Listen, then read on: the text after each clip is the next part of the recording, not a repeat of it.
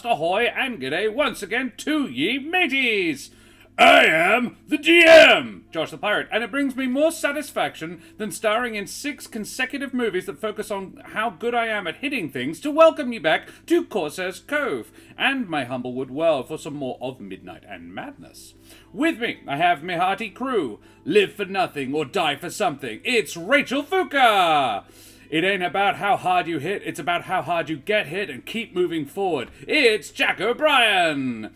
You're the disease, and she's the cure. It's Ellie B! And don't push it, or she'll give you a war you wouldn't believe. It's Ro. So let's talk about these lovely folks, shall we? Rachel, yours was from Rambo, of course. So tell us about yourself. Much like Rambo, I wrote a book. I'm assuming he did that. There's enough movies. He wrote a script. 2, actually. There's some other stuff going on. Doesn't matter. I wrote 2 books. They're pretty good. Science fiction. One's called Rings of Mars. One's called Hybridize. Buy, read, review, books. Books! Book! Took me a minute to find it, but there it is. Book. Jack, yours was from, if you don't know it, Rocky Balboa. Yeah. But like Rocky 5 or 6 as well. It was quite Happy one birthday, of the later Polly. ones. Yeah. Jack, who the heck are you? If you don't know that reference in the Rocky universe, that is a robot that they hired, that they bought for Paulie in the third movie, where they fight a Russian. It has since been cut out of future releases. Oh, wow. But it is there's a robot, and Paulie basically falls in love with it. It's great. But more importantly, hello, my name is Jack, and you can find me on all the socials and on Twitch at Jack Square Peg. It'll be a little quiet on the Western Front due to mental health stuff, but I'm working on reviews of a whole bunch of adventures that I have done. So if you are a prospective keeper or game master that wants to run some of the things that I have streamed, there will be keeper tips and advice by the time that September rolls around. And there is also content being worked on in the Patreon realm. So for example, this is reversed, but I am going to be running, and this will be a Patreon exclusive, A Midsummer Night's Darkness. And the tagline is great. Elder gods beware, here come the suffragettes. So that's gonna be great. So yeah, you can check all that out at Jack Square Peg and all the things. Heck yeah.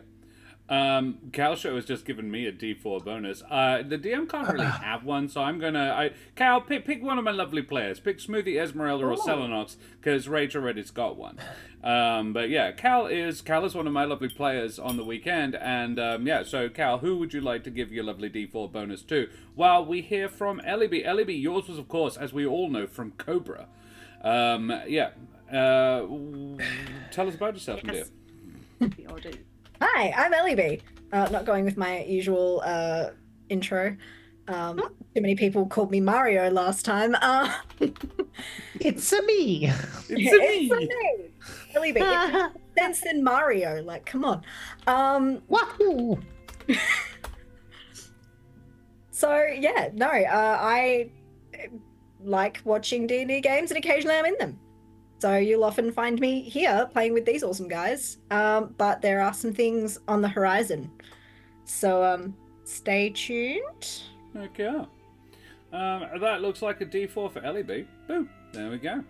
Thanks very much, Cal Show, you bloody champion. And Ro, who the heck are you? Hi, I am Ro. I am a Bulu-based educator and theatre maker.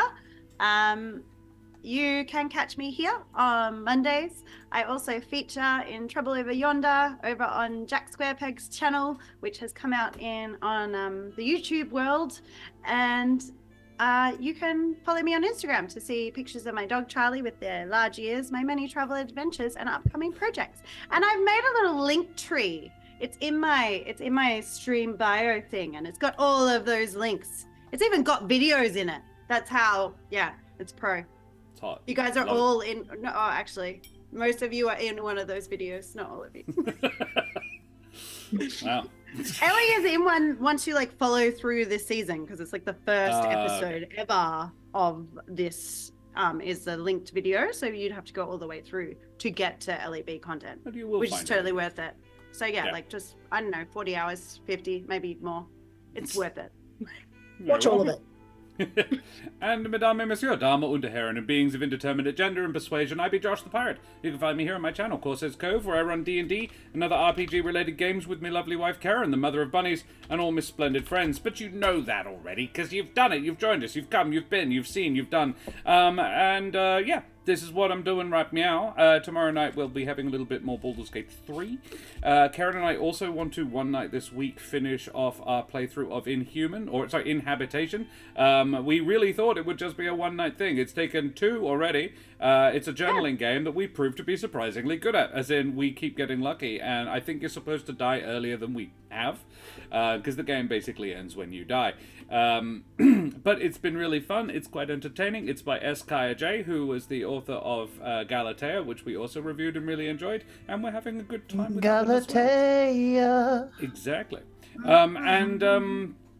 Other than that, we're actually going to be very quiet on this Western Front for the next little while because we're going to Phuket. Fuck all of you. And be back in a week and a bit. So yeah, the next 3 days we'll be around a lot, and after that, bye.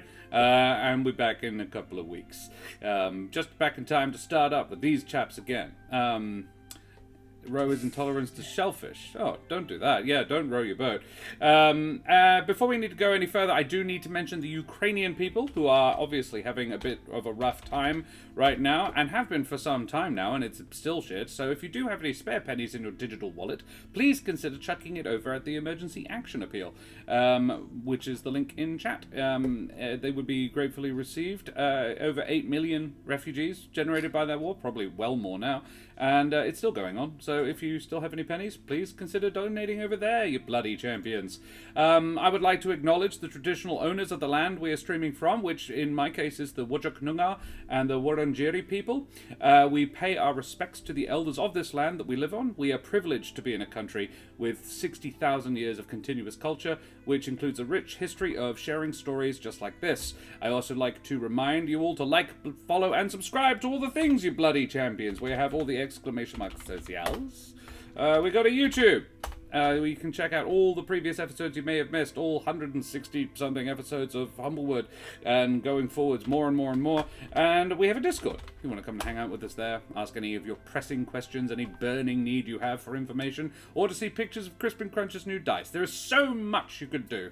Cal shows put a picture of his little dogs up there. That's also very fun. Yeah, nice, fun group hangout place. Chill, cool vibes. I think that's just about all the things we need to talk about.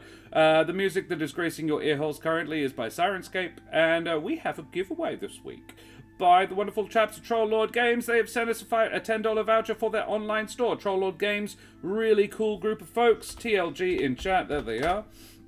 And I will inactivate that thingamabobby now. Start. There we go. So, type exclamation mark ticket in chat to go into the draw to win a Troll Lord Games voucher. So that could be rather fun for you. They are the producers of several wonderful TTRPG systems, including Castles and Crusades. That's their main one. They've just rewritten it to be exclusively OGL free, which is, I think, rather smart of them. And it's just a rather cool, quite rules light RPG system that you could easily substitute for D&D if you wanted to get away from 5e a little bit. Heartily recommend check that shit out. Jack approves. So yeah, we are also affiliated with the wonderful nerds over at Troll Lord Games. Like, they make these beautiful things out of Australian That's and a wooden exotic forge. hardwoods. Yeah. That's a forge from Wooten. Thank you. It's a Wooten Forge thing. We're also affiliated with. Thank you for good catch, Rach. Yes, Wooten Forge, good job. Yes, they make these things. Troll Lord Games don't do that. They do digital stuff and books. Wooten Forge do this shit. And it's lovely. It's a beautiful thing, all made of Australian and exotic hardwoods. This is my one. It's made of Jarrah. You can't have it, but you can have something very similar if you head to wootenforge.com/Corsairs Cove. Any purchases you make, we get a cheeky little kickback, you bloody champions, because I don't shill, but I do have bills. So, I think that's about all the things I need to shill and talk about but you're tired of listening to my voice. I need someone to tell us what the absolute heck happened last time. Ro? Hi! Just as you were saying that, my computer was like, restarting now. Nope. And I was like,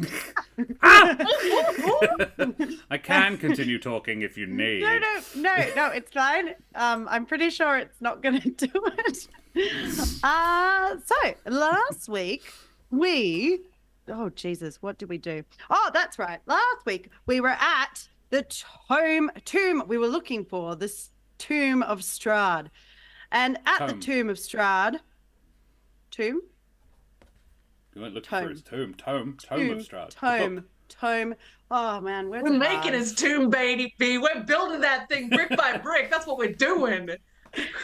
All right. The place of rest. I'm not saying the word again. Where Strahd should, in theory, rest. We were looking for a book. I got that. It's in the place that I'm not going to say. We were looking for a book.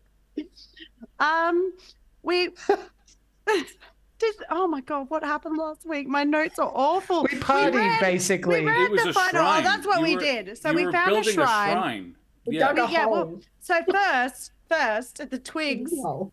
dug the hole for us, and then we found the book, and the book had a residual magic of feelings of evil.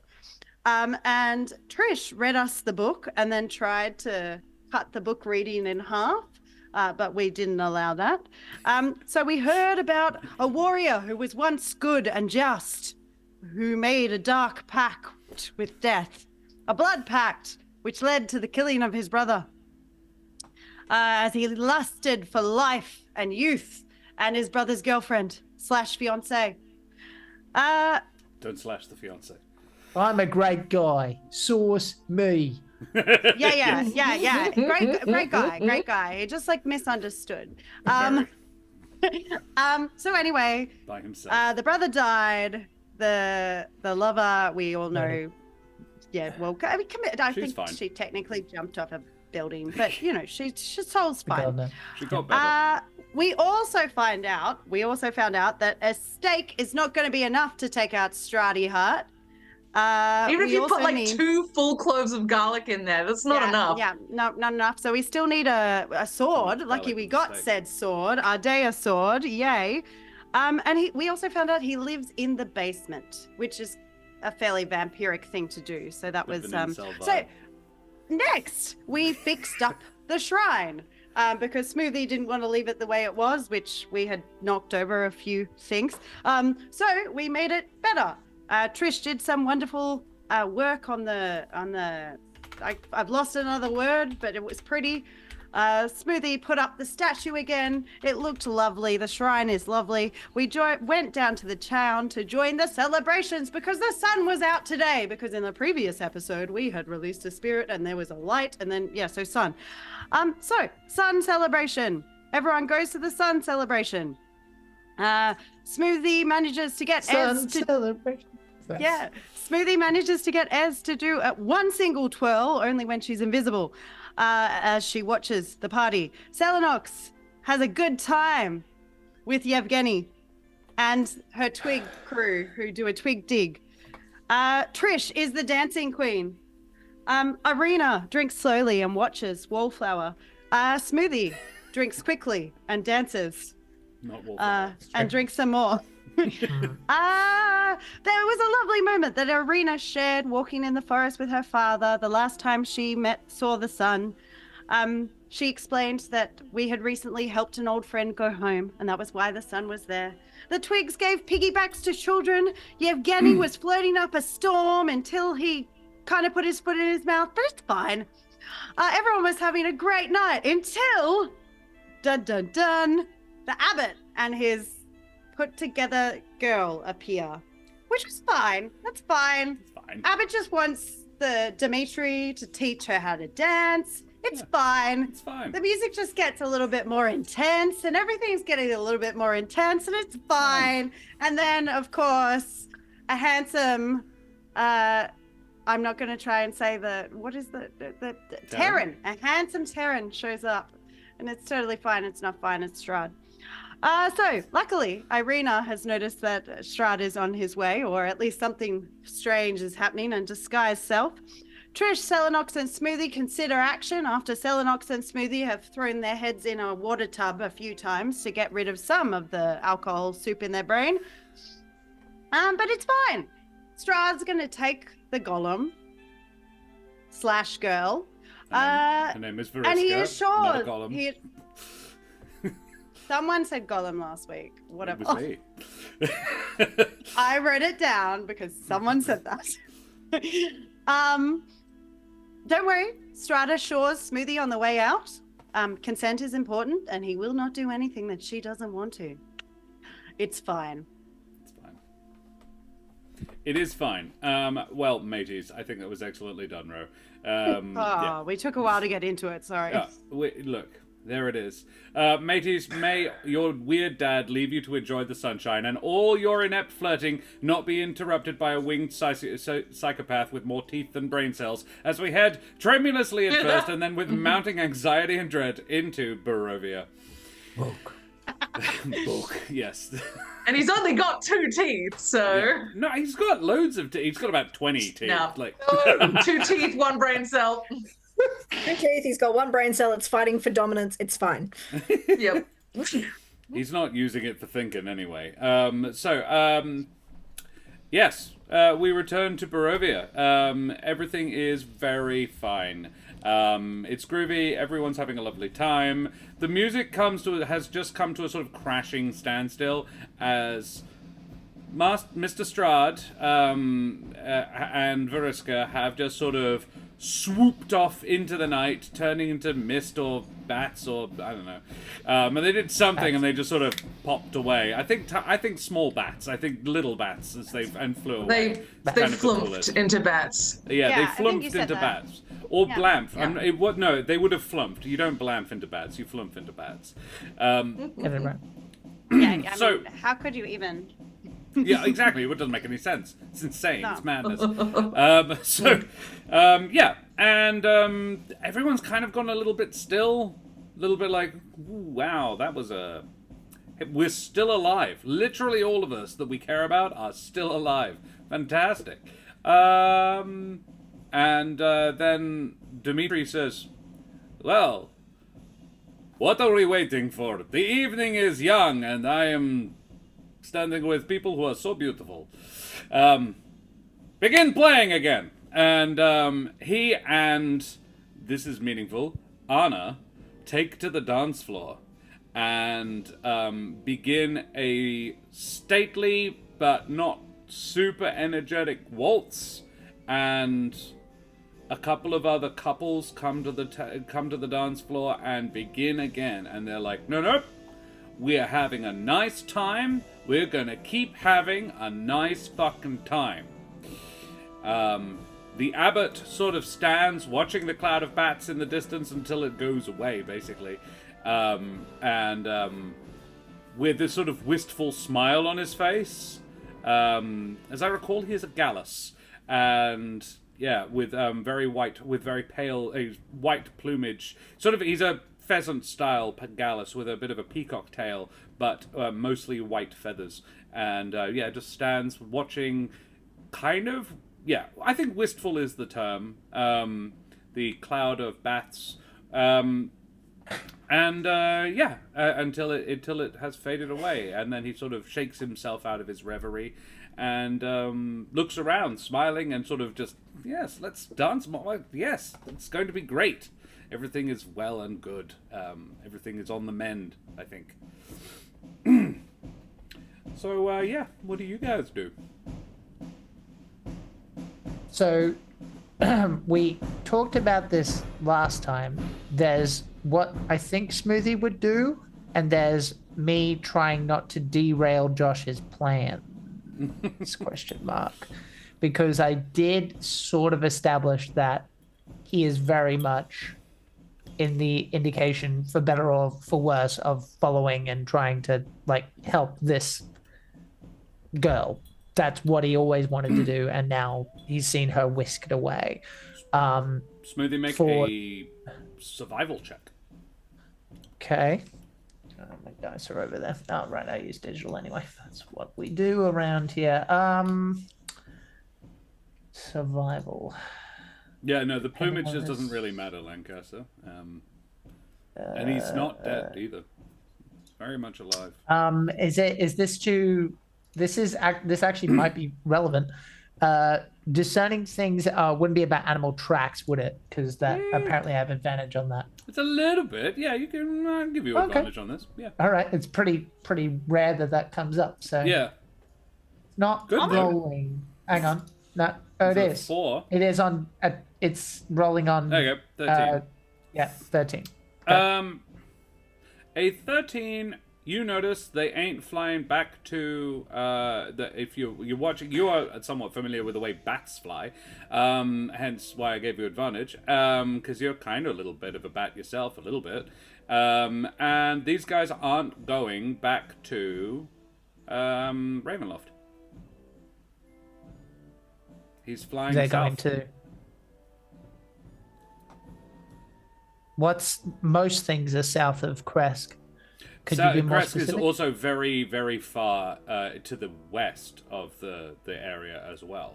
So it could be the Wizard of Wines, Wizard of Wines, or Yester or is it more in the Hill. direction of the Abbot or the Yester Hill? Yeah, okay. Yeah, Wizard So of it's Wines that and Yester direction. Hill are the area. Is basically what's south of Kresk.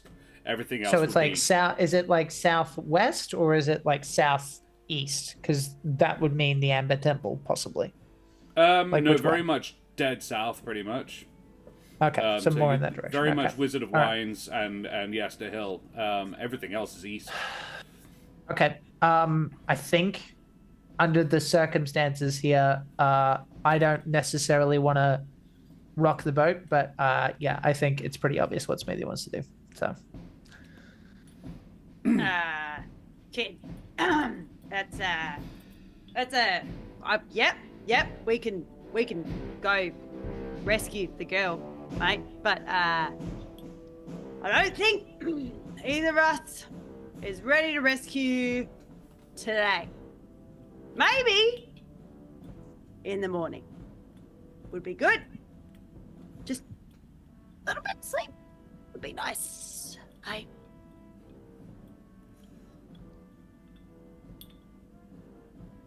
This is tough. Yeah, this. I don't know. Ro, do you just want to make a persuasion? I suppose. Does anyone else want to chip in the interim? Like, any thoughts? Trish is there. As and Irina were elsewhere, I think, but you are welcome to have them. In moving come over? along. Yeah. Reconvening the group. Yep. Yeah, And sure. I have advantage because it's me. Yes. Thanks. You're the only one who really does. Oh, I'm glad because one of them was -1. a fucking 15. 1. I got a 15, mate. For the moment, I kind of want to hear what everyone else has to say, but yeah, he doesn't look happy about it. He's, yeah.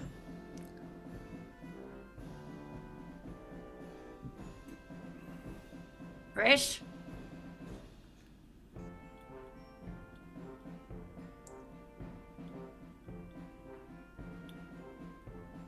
This feels like he's baiting us, doesn't it?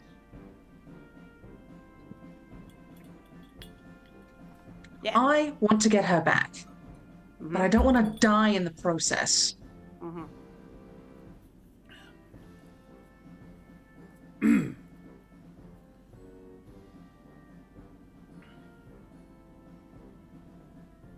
At this point, I'm assuming as an arena have already. I think everyone's here. Yeah. We do not go That's- after. Hey, Doc.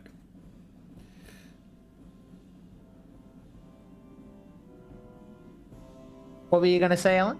I couldn't hear you. We do not go after. We don't go after ever, or we don't go after today. Jesus, that band is loud. Far out. So they're moving away now. We do not go after now, and probably not tomorrow. I would believe the thing is already. She was dead the moment she entered that room.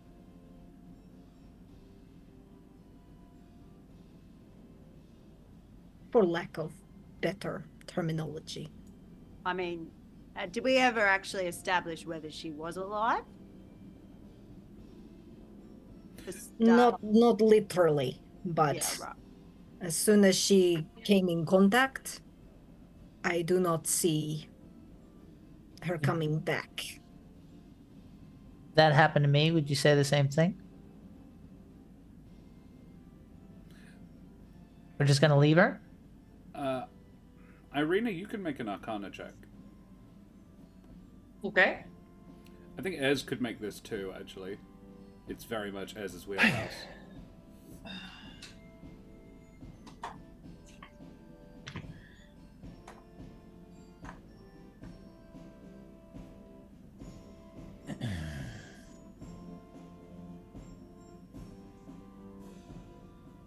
Thing's doing a thing, and neither thing's doing a thing. Okay, everything's not working. Yeah, mine's not letting me roll either. Oh, it's because you're still in that shitty program that I won't name, but it fucked up for me. And then Let's roll it a d20. Oh, I Yeah. rolled a 16 and I have a 16. +8 to Arcana. So Okay. A 24. Irina, you've never seen one of these before, but you absolutely know exactly what it is when you see it. Not because of what it looks like, but because of the aura around it, the way it was made. You can tell. That was a flesh golem. That was no other person. That does not have a soul. The fact that it spoke is fucking weird. They shouldn't be able to. So how the abbot managed to teach it to do that, but it is not a person and it never was one. It was probably about 6 people at one point or another. Like, think Frankenstein's monster, that's what we're talking about. They're not normally pretty. Which one? The book one or the movie one? They're distinctly different. Oh well. Probably the movie one if you're wanting like an easy reference for everybody.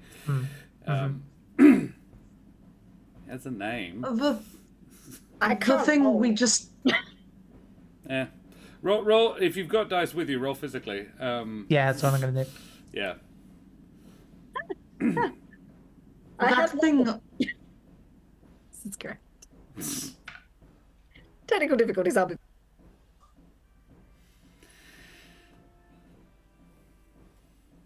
Yeah, what does Irina say? Sorry. That thing we just saw does a very good imitation of life. It sparks sympathy. I felt it. But I've read about these things. That was a flesh golem. It has no soul. It never did. I understand wanting to save her, but it is not a her. There is no one to save. It's an act.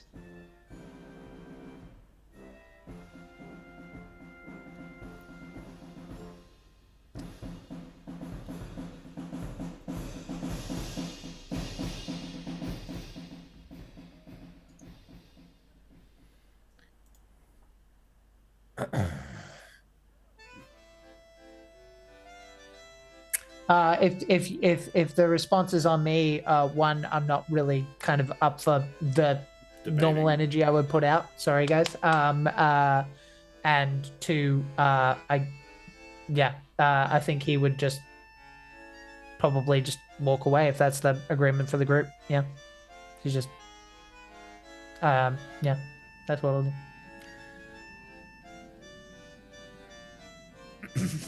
Smoothie's shoulders slump and he walks away.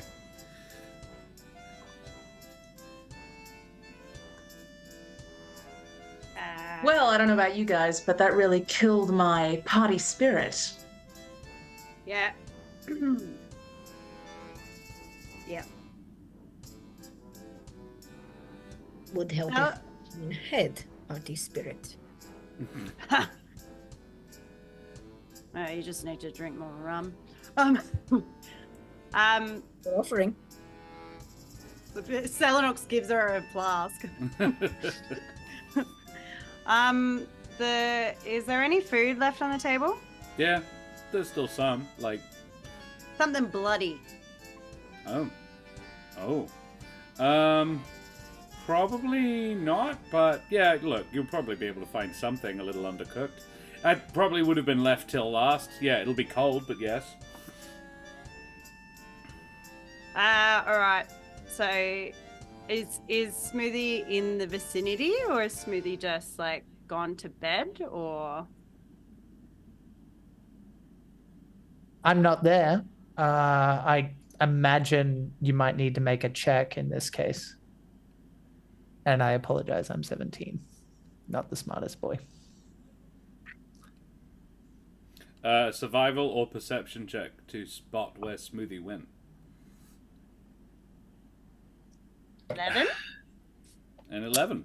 Prob's not. Yes. Alright, so she's gonna assume that he's in his room and put... I'm going to say this out loud, Ro. Many seasons ago this was, but along with Trish, who was the most vocal about who Vasilka was and the idea of consent and all of that stuff. Do you think he would just let it go? No. Oh, for fuck's sake, Smoothie. Oh.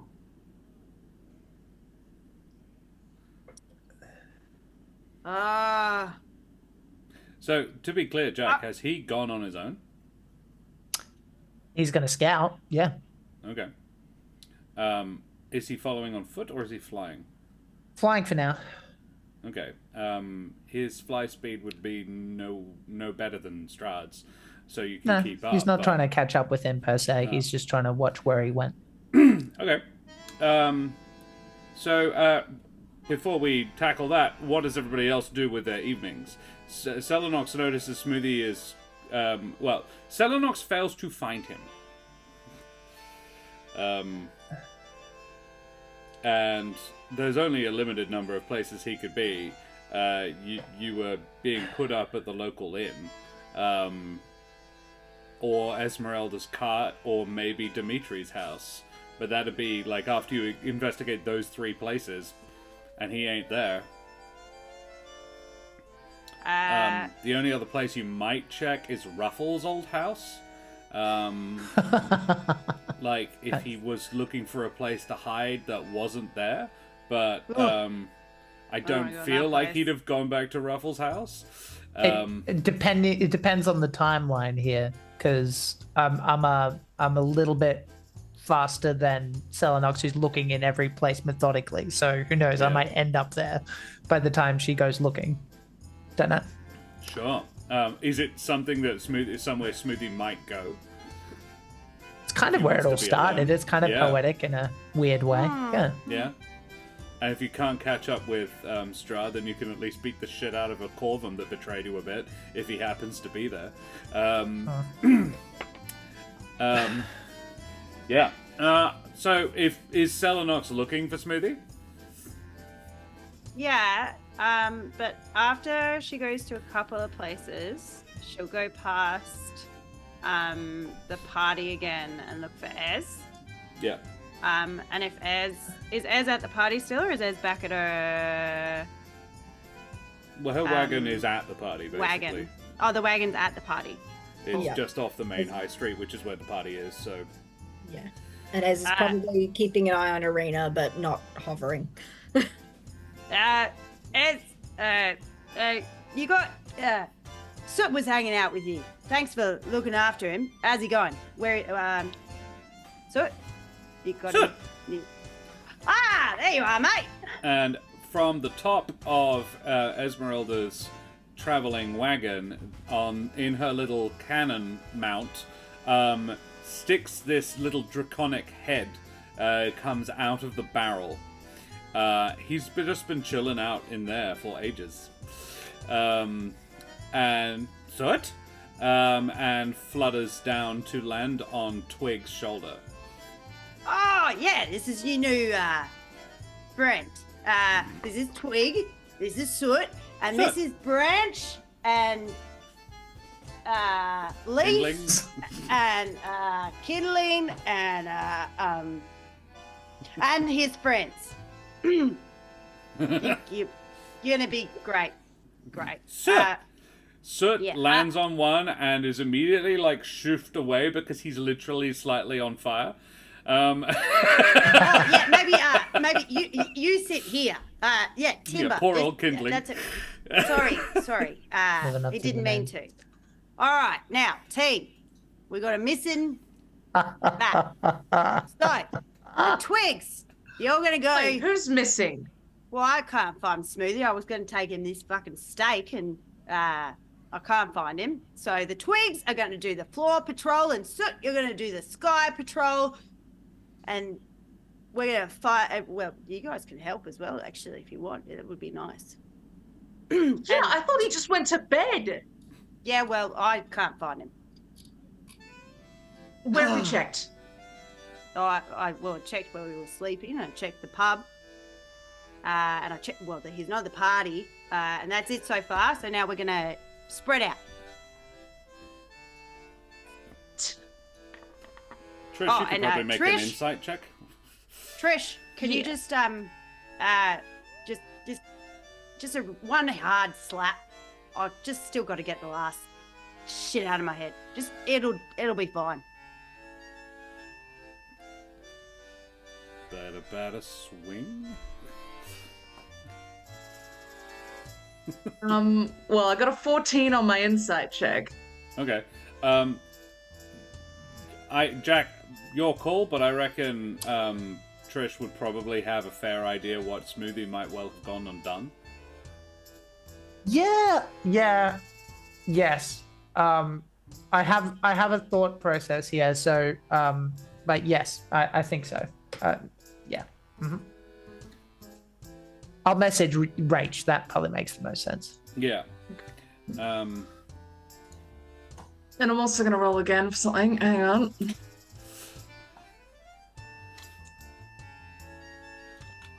I'm gonna slap Selenox for 11. Does an 11 hit? It's not about, well, if Selenox stands perfectly still and lets you, then yes. Yeah. This is more of an athletics check to just see how hard you hit her, which would be probably the same number, so... Alright. Well, no. I'm gonna roll my athletics check. Hang on. Terrace just 9. gifted Smoothie a D4. 9 minus 2, but I'm using my D4 to smack her a bit harder. 10. That's a 10. Fair enough. 10. Alrighty, yeah. Sel, you get 10 minutes of clear head. Oh, thank you. All right, we're gonna find the bat. Racist. Find the bat! Find the bat! He complains when I call Run him out and kid, find the bat! and now I'm not allowed to cheat. All right. So I'm gonna Tell send. me what I'm she gonna, is. I'm gonna send all Rachel. the Twigs out through the town, and I'm gonna go for Ruffles' house unless Trish tells me something else. Very Hang well. on. I'm gonna actually message this to everyone because this might be a little faster. And then it's in Zoom chat, and then that way we can kind of get back to what Josh had originally planned. Well, I was going to say, so Smoothie, you would, if you are pursuing, you can see as you're flying, the air cool around you underneath your wings kind of helps refresh your brain a bit. You see this cloud of bats a good distance off. You can hear them more than see them, but they are heading towards what would appear to be a very localized lightning storm. Well, it's probably like a good day's foot travel. Like, you would guess probably at least 8 hours on foot to get to this place. But yeah, off in the distance, the entirety, this high up, the entirety of Barovia is surrounded by basically a wall of mist. And you can see that this lightning storm is very close to the edge of that wall of mist. And yeah, off to the south, and that appears to be where Strahd is flying. Okay. He has no idea what to make of something like that. And so I think for the sake of brevity here, he's going to like kind of barrel forward, look at this situation and realize that it's probably too much for him. And kind of drink in as much as he can about the area and then head to the agreed upon location that I wrote in the Zoom chat. Right. Yep. So what are Ez and Irina doing, I suppose?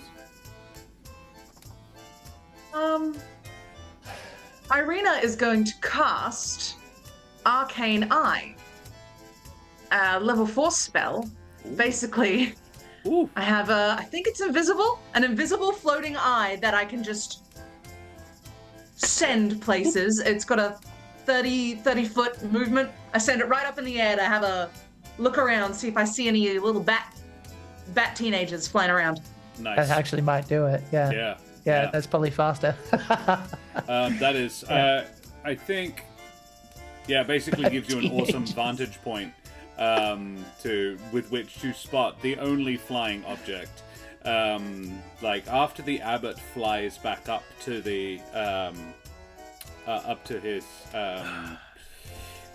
chapel. Abbey.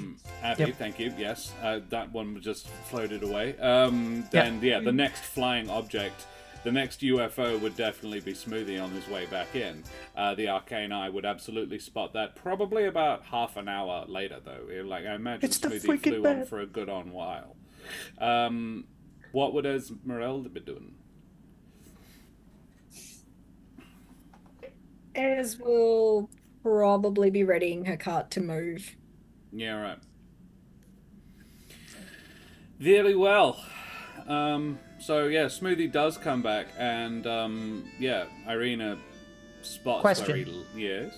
If Irina can see that, can she also see the lightning? No. Maybe not as well as I ways. can, but yeah, okay. Yeah, no, maybe.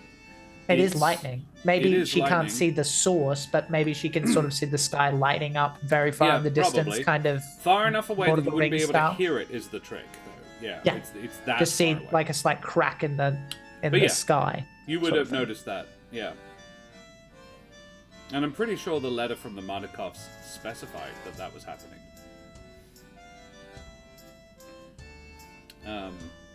It wasn't last session, it was the one before, but yeah, there was a... Oh, I wasn't there. Yeah, I was like, Yeah, I don't no. remember that either. Yeah, yeah. Or was it not? I'm pretty sure they sent you a letter. It arrived... yes, my friends. Or that had not maybe happened yet. Alrighty, one way or the other.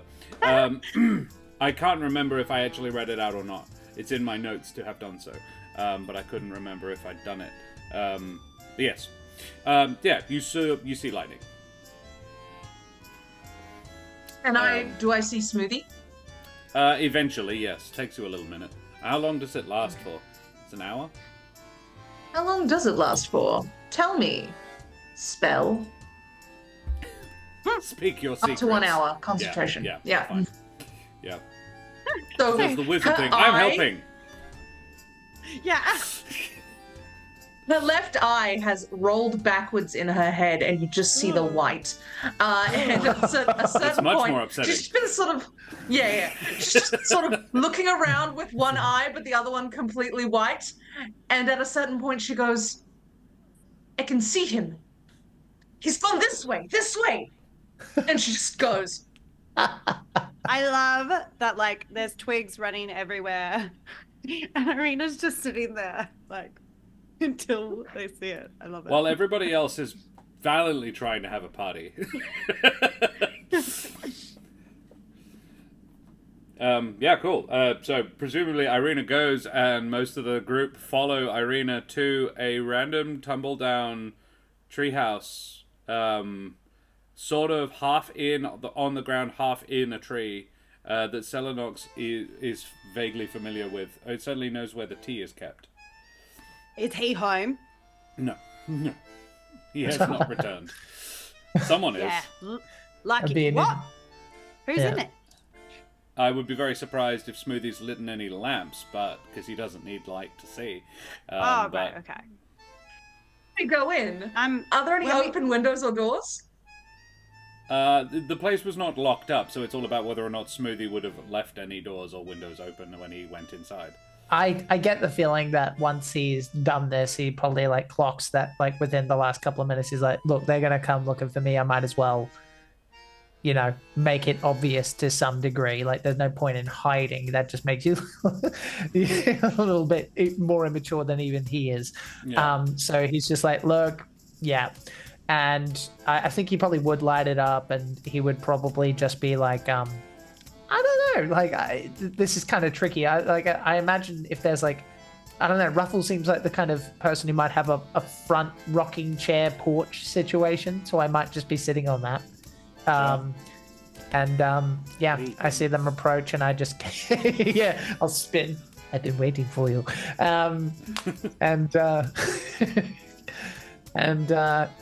Yeah, they're there, and I'm there. Selenox is going to take a big breath and then be like, tea? I'll make it if you want it. Nah, it's fine. I got you. And Selenox is just going to go in and make the tea.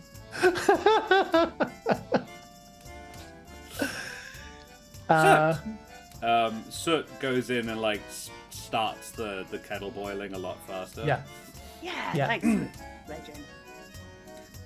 to the rest. This is a place that Sal and I first met.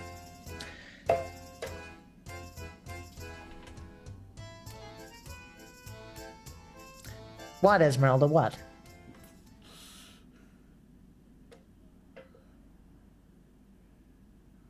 This was not your intended location.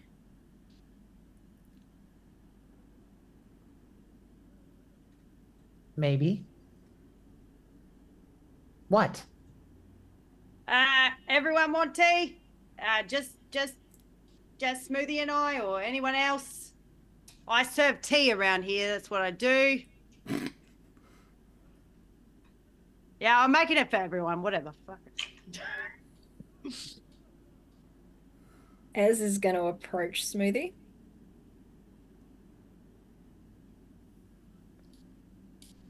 And she's going to punch him in the face. If Selenox is close enough, I'm definitely trying to stop her. No. I think And you're there in a may be different room. tea. Ooh, ooh. I don't think he would have enough experience to know what's coming. So As punches yeah, him in he'd the probably face. just be drooling blood onto the I'm not porch. going to hit you that hard, but hard enough. That's how punching works. Do I need to roll for that? I don't. I'm a he's pretty 17-year-old drunk. bat boy that trusts you and is drunk. Not going to happen again. Trish will witness that and say, all right, let's all act like fucking adults for a minute, shall we? You do not leave your partners behind. You do not go anywhere that is so dangerous that you may not return without a backup plan. You do not make your family worry. Do you understand me?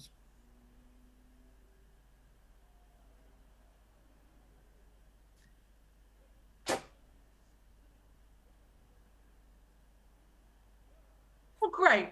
I think you really got that message across, Esmeralda. I think that was definitely the mature and adult way to handle that situation.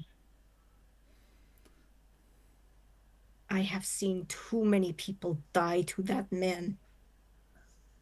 I have seen too many people die, and you will not be one of them. Do I make myself clear?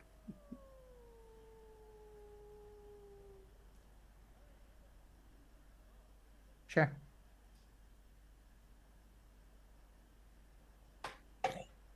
What do you want? Do you want me to get angry? Is that it?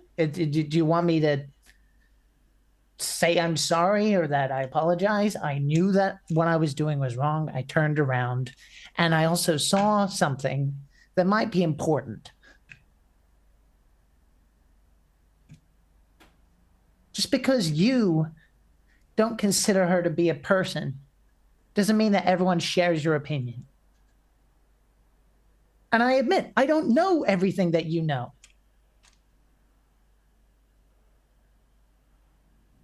But if you're expecting me to just yes, sir, you and follow your orders because you're gonna hit me if I don't, then how are you better?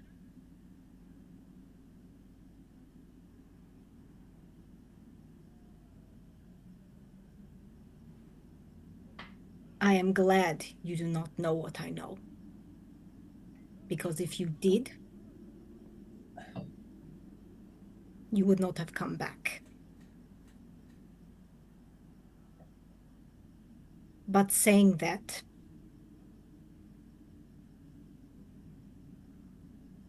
you need to sober up. You need to make decisions. Don't tell me what I need. That's done.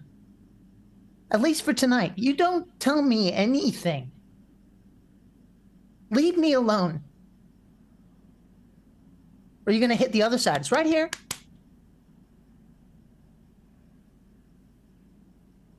No? Phalaenoxes?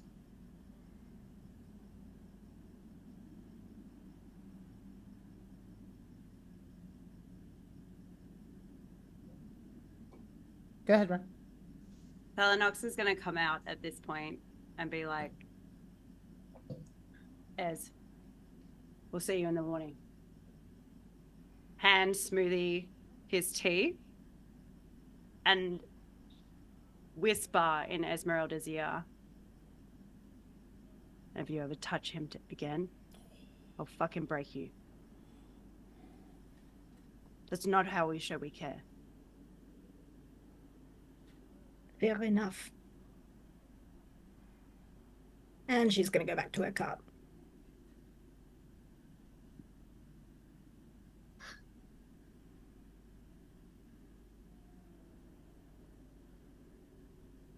Hey, it always ends fucking badly. Yeah.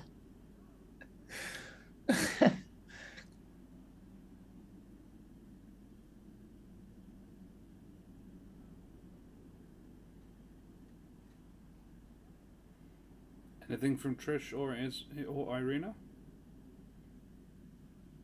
Irina's staying the fuck out of this because she doesn't know these people very well. She's keeping guard with one eye up in the sky and her normal eye. That's how she's helping. Yeah. Trish stays with the group, but a little further away because she's also mad, but didn't think that was right. So she's just gonna stay near.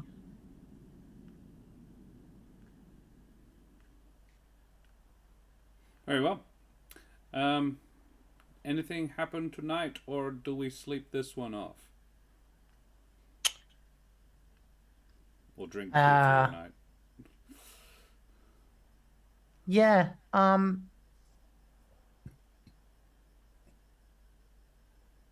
I think he would apologize to everyone that is there. And other than that, he would probably just speak when spoken to. He's a little rabbity because he wasn't expecting that. And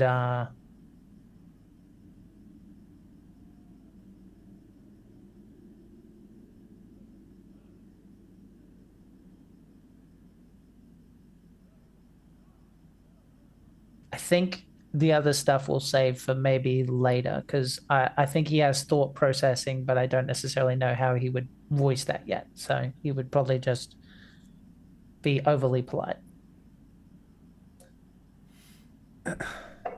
I am going to give Smoothie his steak that I've been carrying around for him. Because A stone what it cold but very, very red steak is provided. I mean, Soot'll hit it up a bit for you. No, that's good. Yeah, cool. And then Selenox will actually probably go over to, I think probably Irina.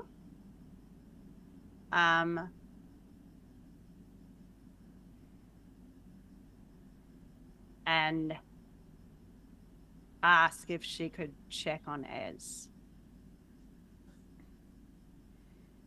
She shouldn't have done that, but I understand that fear does things to people sometimes. She won't be the first one to get angry when you're scared for someone. You mind checking she's okay?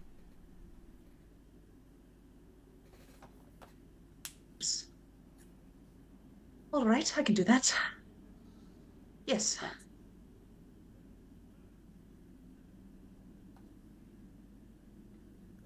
Irina goes.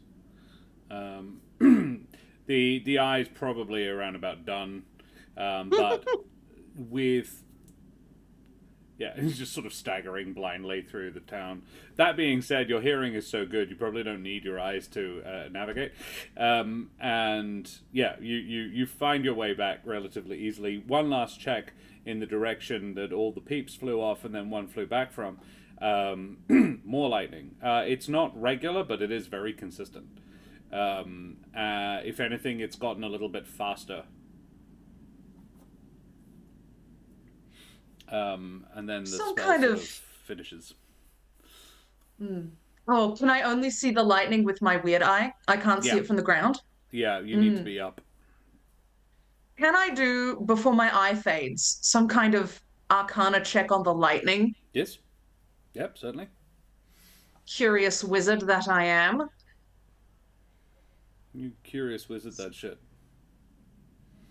That's 28, baby. Tell me what this lightning means. Nat 20. This is a consistent and increasing level of magic around that area. A spell is being cast, probably multiple spells are being cast, all overlapping on top of one another. A ritual is definitely being enacted. It is not... You would guess, given that Strahd flew off in the direction of it, that it was he's interested in it, but it wasn't him who started it. So this is a third party. This is someone else's acting. Interesting.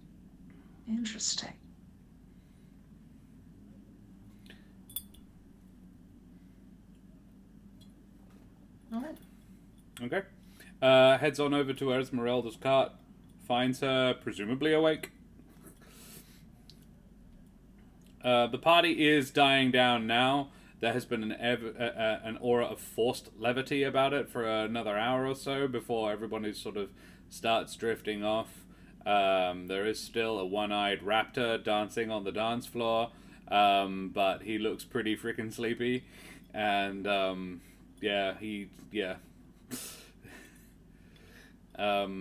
yeah, other than that, you get there without too much impediment. Who's he dancing with? No one. Okay, good. That's fine then. He's just Sort of dancing to the music. Yeah. As the last of the music ends, he sort of sits down and just drinks. Fair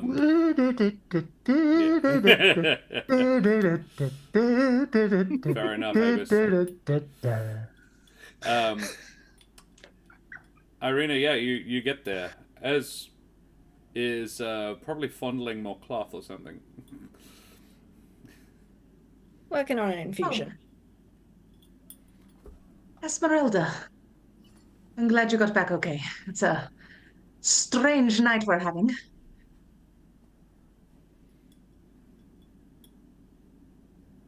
It is no different than any other in this place. Still. I hate to, as they say, pile on, but I was having a look. There is a lightning storm coming from the hill, and it is very much magical in nature. Not Strahd, someone else performing a ritual.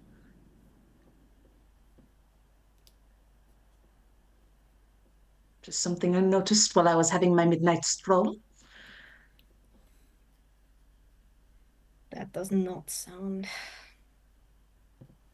enticing. From which direction?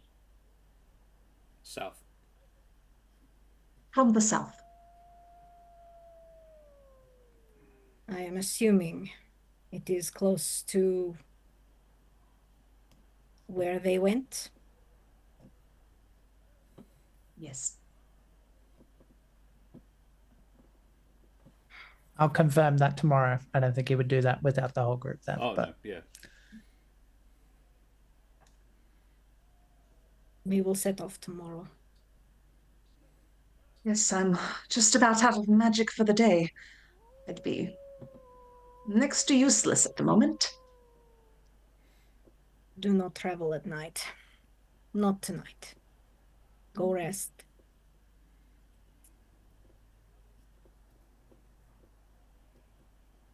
Where should I, rest? I've not... Would you mind if I just slept here? I can just curl up under my cloak. I won't disturb you. Hold on. She's gonna just knock one of the sides and it's just gonna come down with a bunk. Get in. That's wonderful. Did you do that? Naturally. it's like a Transylvanian Schwarzenegger, get in. Get in the bed. Get in For the their hammer. slumber body. And she will. Where did this 5 mums come from? I count 4. They're counting Irina. Sure. Esmeralda, Selenox, Trish, and Irina. Where is this 5th Ah. coming from? Ah, Cash. is it you? Oh, I don't know. Cash? Cash? I don't know. Okay. I every time I get called a mum, I'm Maybe like, Titan's gender dude, I'm fluid. I don't not know. that Oh. much older than them. Like in real life, I think it's only 5 years, but it's fine. I'm clearly have Yeah, but mum I'm playing a energy. It's teenager. fine. I'm still not old enough to be your bat mother. Oh, no. Yeah. Yeah. Oh, those Terrans do age. They do mature very quickly. Cool. Alrighty. So we all have a super groovy sleep. Everybody feels very better the following day. And yeah. Trish or Selenox, or actually no, let's be honest, it would be Smoothie who hears it first. There is a tapping on the window as the sort of the first rays of dawn peek through the clouds, and there's a little a little raven At Ruffles' house? At Ruffles' house. Okay, right, because that's where I am. Yeah, I figured the 3 of you slept there. And yeah, there is a little raven on the windowsill. I imagine he's got on his cheek like a sort of lump. He just goes, ah, and he'll limp over to the window. Unless he fell And just- asleep in the stake, in which case the stake would really have helped it go down, actually. It's in my belly, bud. Okay. I don't know what to tell you. Nothing like pity steak. True. Yeah. So I'll go up and just, hey, are you the talking kind? It just sort of tilts its head to you and then No. flutters its wings and offers a leg, which has a little note attached to it. Thank you. Hang on. I actually have corn. I thought you might like it. And I'll give him corn that I remembered that there's lots of ravens in Barovia, so I'd probably have like a bunch of like dried corn. You scatter some grain across the windowsill. Corn. They like corn. The bird, pecks away at that, has a breakfast, as you unfurl the note and fail to read it. Because you can't. Dear Selenox, you are, I don't know. It actually is addressed to Selenox, but you can't and tell. Amazing. That's what It's you're addressed trying to to say, Selenox right? and Trish. Yeah. I will just probably just tuck it into Selenox's arm and probably try and fail to go back to sleep. Probably have a good nip of the wine I nicked to numb the pain a bit. Yeah, you've never been in a fight before. You don't know what it's like. Very No, well. well, I mean, it's fighting for survival and someone punching you in the face are different things, I think. Fair. Yeah. Cool. Alrighty. Well, an hour or so later, Selenox maybe sort of wakes up and discovers there is a scroll, a little one tucked into their sort of breast pocket, their pocket shield, their shield pocket. Oh yeah, I would have done that. Yeah. Yeah. Just to make right it next to make it the, more useful. Right next to the. It's got a stake in it as well. Yeah. but the wooden kind. It says, Selenox, my friends, I apologize for the ill tidings so soon after our last parting. But there is now lightning coming from the top of Yester Hill. This alone would not bother me, but the strikes began last evening and are focused only on one spot atop it. Though there are clouds, there is no thunder.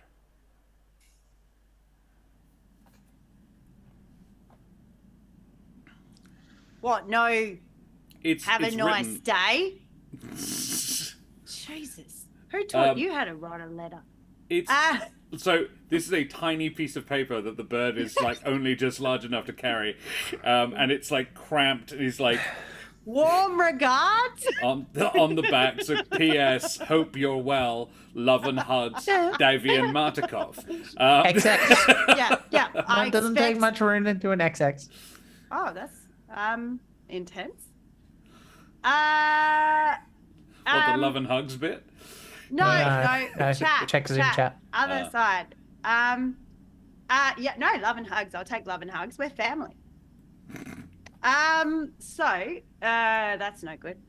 All right, gang.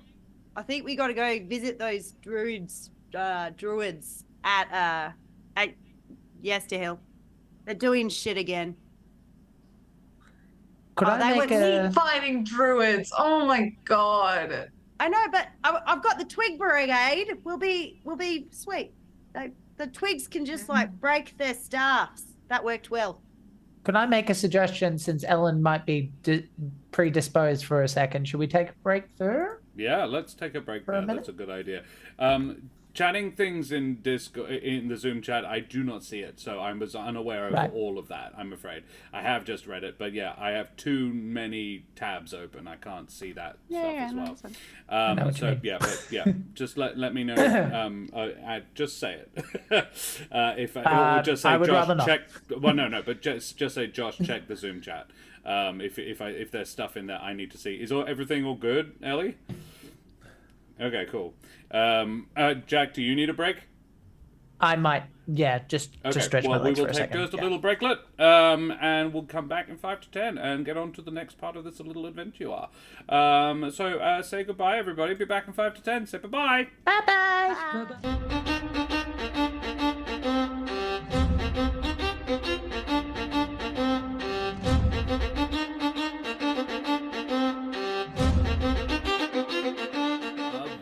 ahoy and good day once again to ye mateys. Thanks for hanging out with us. Lost Archives, you bloody champions. Thanks for the raid, Owen.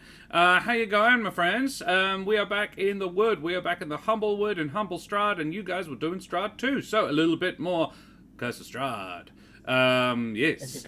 Thanks for joining us. And let us just have a quick little exclamation mark shout out at the Lost Archives. Boom.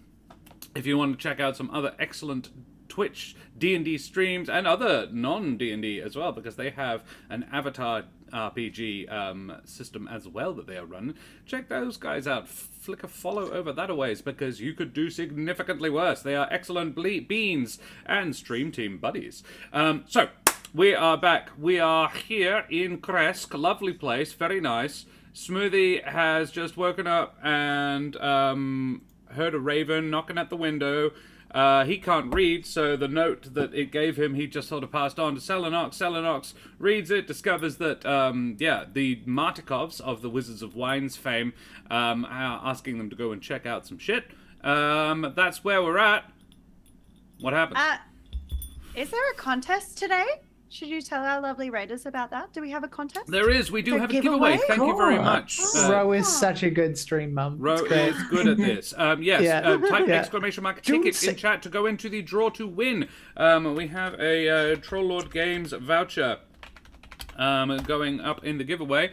So check that out. Through China Hoss, very welcome as well. Hey, buddy, how are you? Yes, Terrace, good. Thank you, Ro. Good catch. Ro, you're getting a D4 bonus. Because she's got the head on straight. Nice. Alrighty. So what do you do now? What you doing, champions? All right.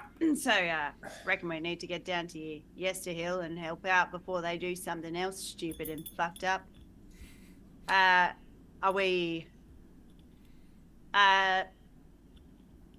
Can I? Smoothie will say quietly, "That's where they went."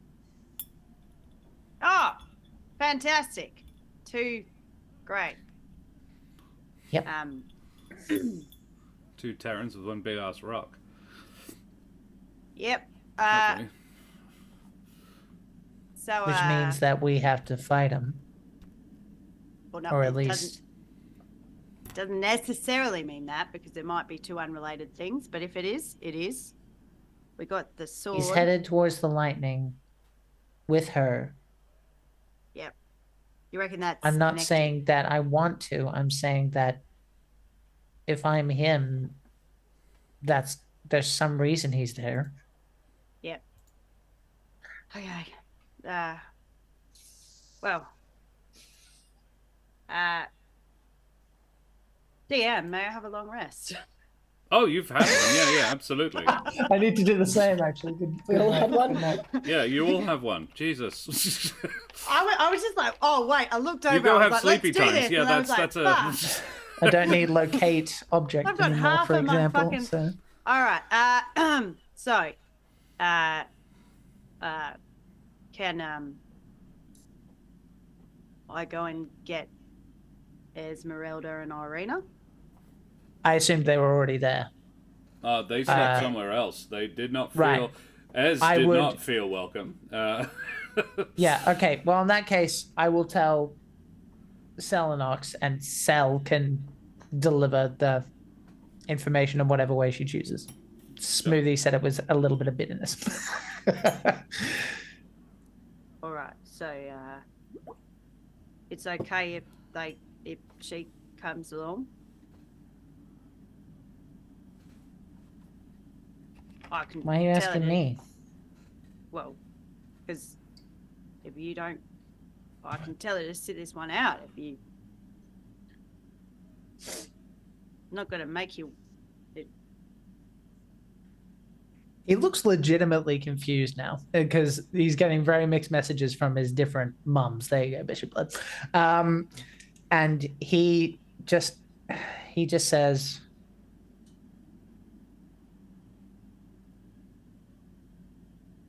"I trust you. Whatever you think is best." Right. Well, I'm sorry I was inside. Why? What you've done? I don't think I want to know. Ow. Well, you put some ice on that, and it won't happen again. Not how you treat family. Okay. Trish, what do you reckon? Anyone else on board? Shall we take as many as we can if we're gonna potentially run into a whole bunch of druids and a bloody bat as well? Present company excluded, obviously.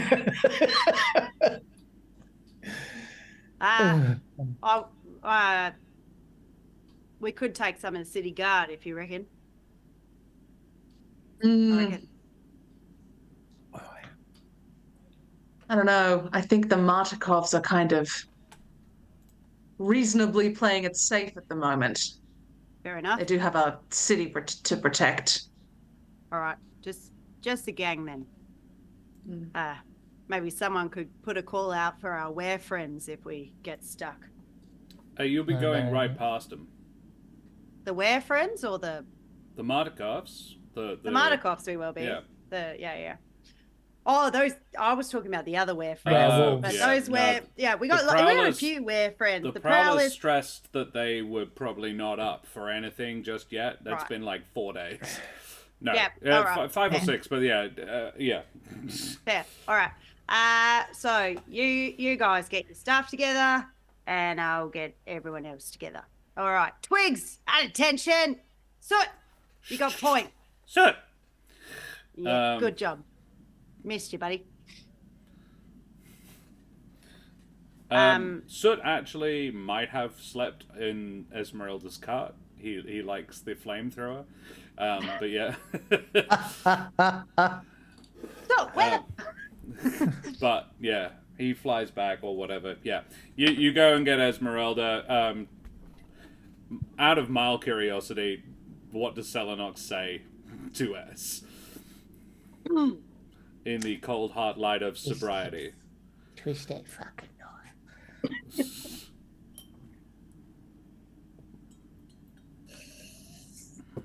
Now, as Ornan.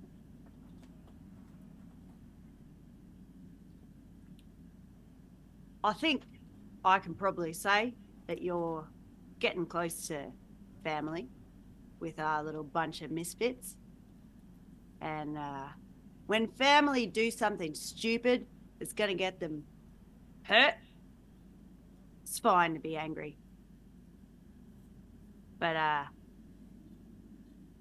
think you probably know you crossed a line yesterday. And I know this place is fucked, but that kid's the light in this place. He cares about everyone. And sometimes his care makes him do stupid fucking shit. But I think I made myself clear enough yesterday, but if you're going to stay part of the family, you need to use your words.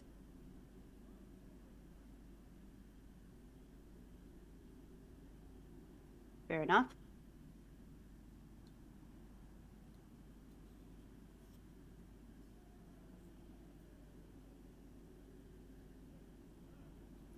Understood.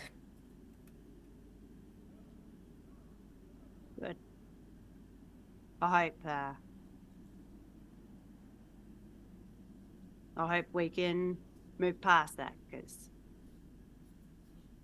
I've always thought you were all right. But, you know, families fight. We got to get geared up. Lightning over at Yesterhill. We know. Yeah, Marta. Oh, how do you know? For the ritual. Good morning. I saw it with my magic eye, and it did not look natural. Not caused by Strahd, though. Somebody else's ritual. Right. So, yep. it's Yesterhill. There's a bunch of druids there. They tried to take over the Mardikov's winery because they wanted their stone. Now they're doing some other shit. And Smoothie saw Strahd and his new friend heading that way too. So probably going to be a shit show. So, Just another party. Yep. Yep. Shit show. Yeah. Soot is, you can, that's, yeah. You don't need to add that one to your vocab, mate. Soot is better. that's what he said. But she Shit knows what he show? meant. She knows what he meant. I was telling him off for cussing in Soot language. Right, okay. Yeah. Shit char.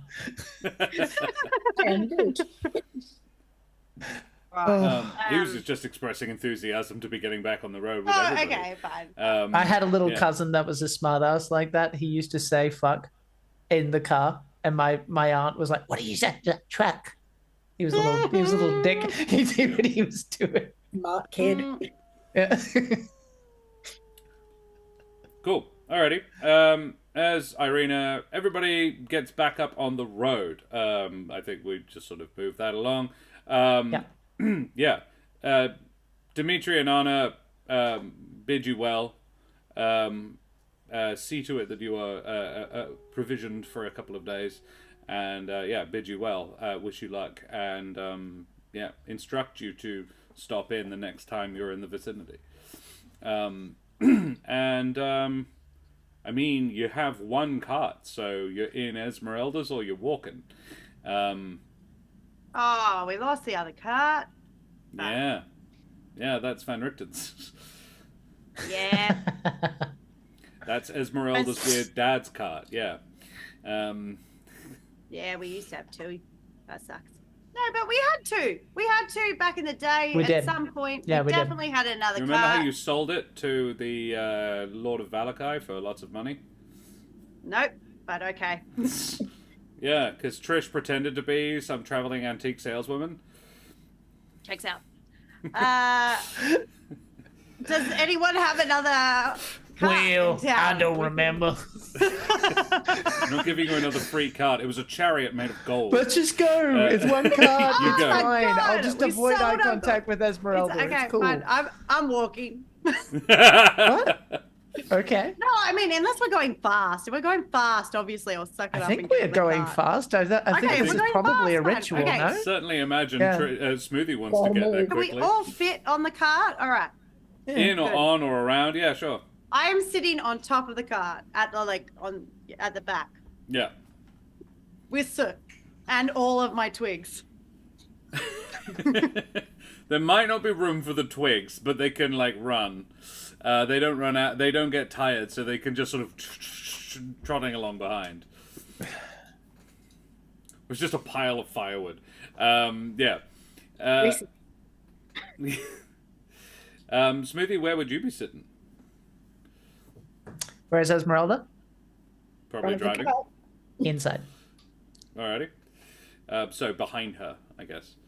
I- she'd be at the it's front. And I then always he'd be in imagined it. like a caravan or something, Yeah, so so that's did probably I. on me. Yeah. No, I've always imagined that it was closed. Isn't it an open cart? Because it's like, Yeah, it's closed, Oh. but you would get in through the front. Yeah, but then Yeah, you're not right next to her, but it's only 15 feet long. It wouldn't. Yeah, be, I get it. Yeah, I get it. I understand. You are in my vicinity. yeah. Yeah, I mean, it's impossible to not. That's be. impossible not to be. Yeah, yeah. Yes. Trish, Irina. Trish is sitting as sort of a wall between the feuding parties, just sort of trying to using her fluffy mass to block people's eyesight. That's what she's doing, smack bang in the middle. Right, love it. And For the record, Irina is going to this sit is wherever what- has the best sorry. view. Yeah. For the record, Smoothie actually apologized to Irina, to Esmeralda. I actually said it off kilter, but he did go out of his way to. He just did make eye contact, Sure. So and then that's kind of it. apologizes in what manner? Because we didn't see it. What did he say? Right. I don't really feel like role playing that Okay, fair for enough. reasons that Sure. should But, be yeah. obvious in the intro. So it's so yeah, he eyes downcast, does apologize for flying off. No, just he says I'm sorry, looks down, moves on. Okay. Yeah. As he gets into the cart, probably.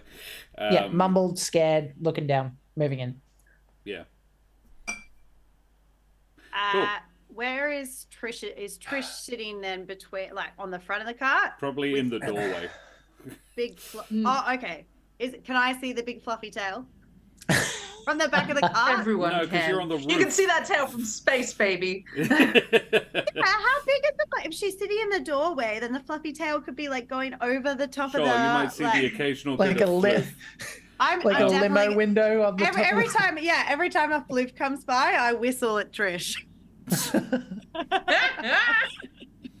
All right. One of an the ostrich guards feather. waves you out as of the doorway as you go.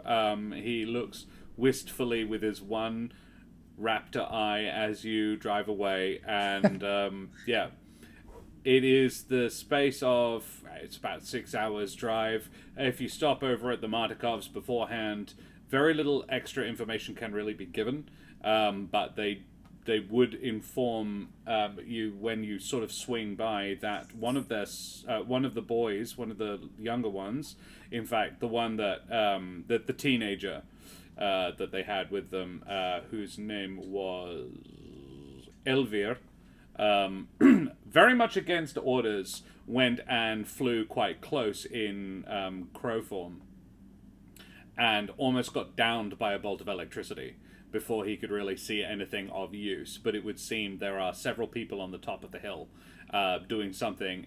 All the lightning strikes are coming down in a very specific area, no more than 100 feet wide. Is basically the extra information you would gather from going out of your way to go and ask these guys what the fuck's going on. I was debating whether it was worth it, and I think it might be. Is it possible? Well, I guess I'll find out. I would like to try and scry on Vasilka, please. Ooh. Yes. Good one. Because I only have 2 5th levels, so I'm probably going to be hurting if it doesn't work. But I think it might be worth it to figure out what the hell is going on. Yeah. You have met the target. Yes. You don't So know it's, it well, however, but there is no modifier. Okay. For there. You don't have any sort of connection though, really. So it is they're on the same plane. Must make a wisdom save. Yeah. Now the DC is no longer 16, I believe, because I have a +2 now because of the so life it'd be cycle. 17. So Yeah. 17, yeah. It does not succeed. You do in fact find them. Good. Yes. It's The good. target Succeed. knows you're casting the spell, or the target doesn't know.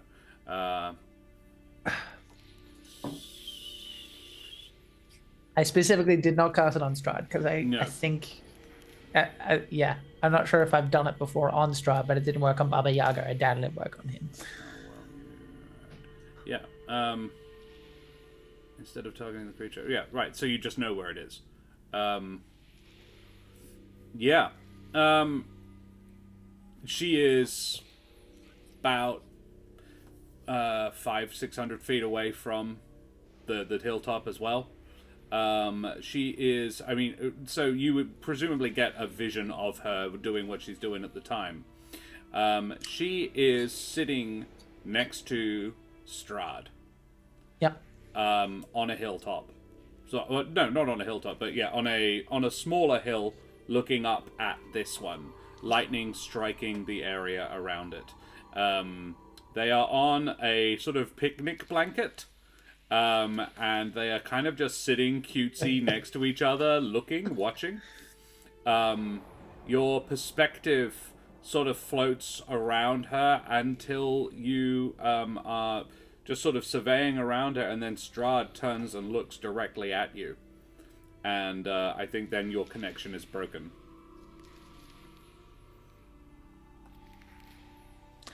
Picnic blanket. What are they looking at? Are they observing something? Observing a hilltop where lightning is striking. Right. I think that would probably be where my focus is. Once I see that, I'd probably go whoop and have a look at what they're looking at more than what they're doing. Can I focus on that? Yeah, sure. The lightning strikes without having ever been here before or like any particular familiarity with any of the people involved. You can't get close to it, but from your viewpoint over her shoulder, you can see. He would have picked a good point. This is Strahd we're talking about. I've got a choice view if this is where he's sitting. Absolutely. So what's going on? Yeah, you're looking up at a stony hilltop. A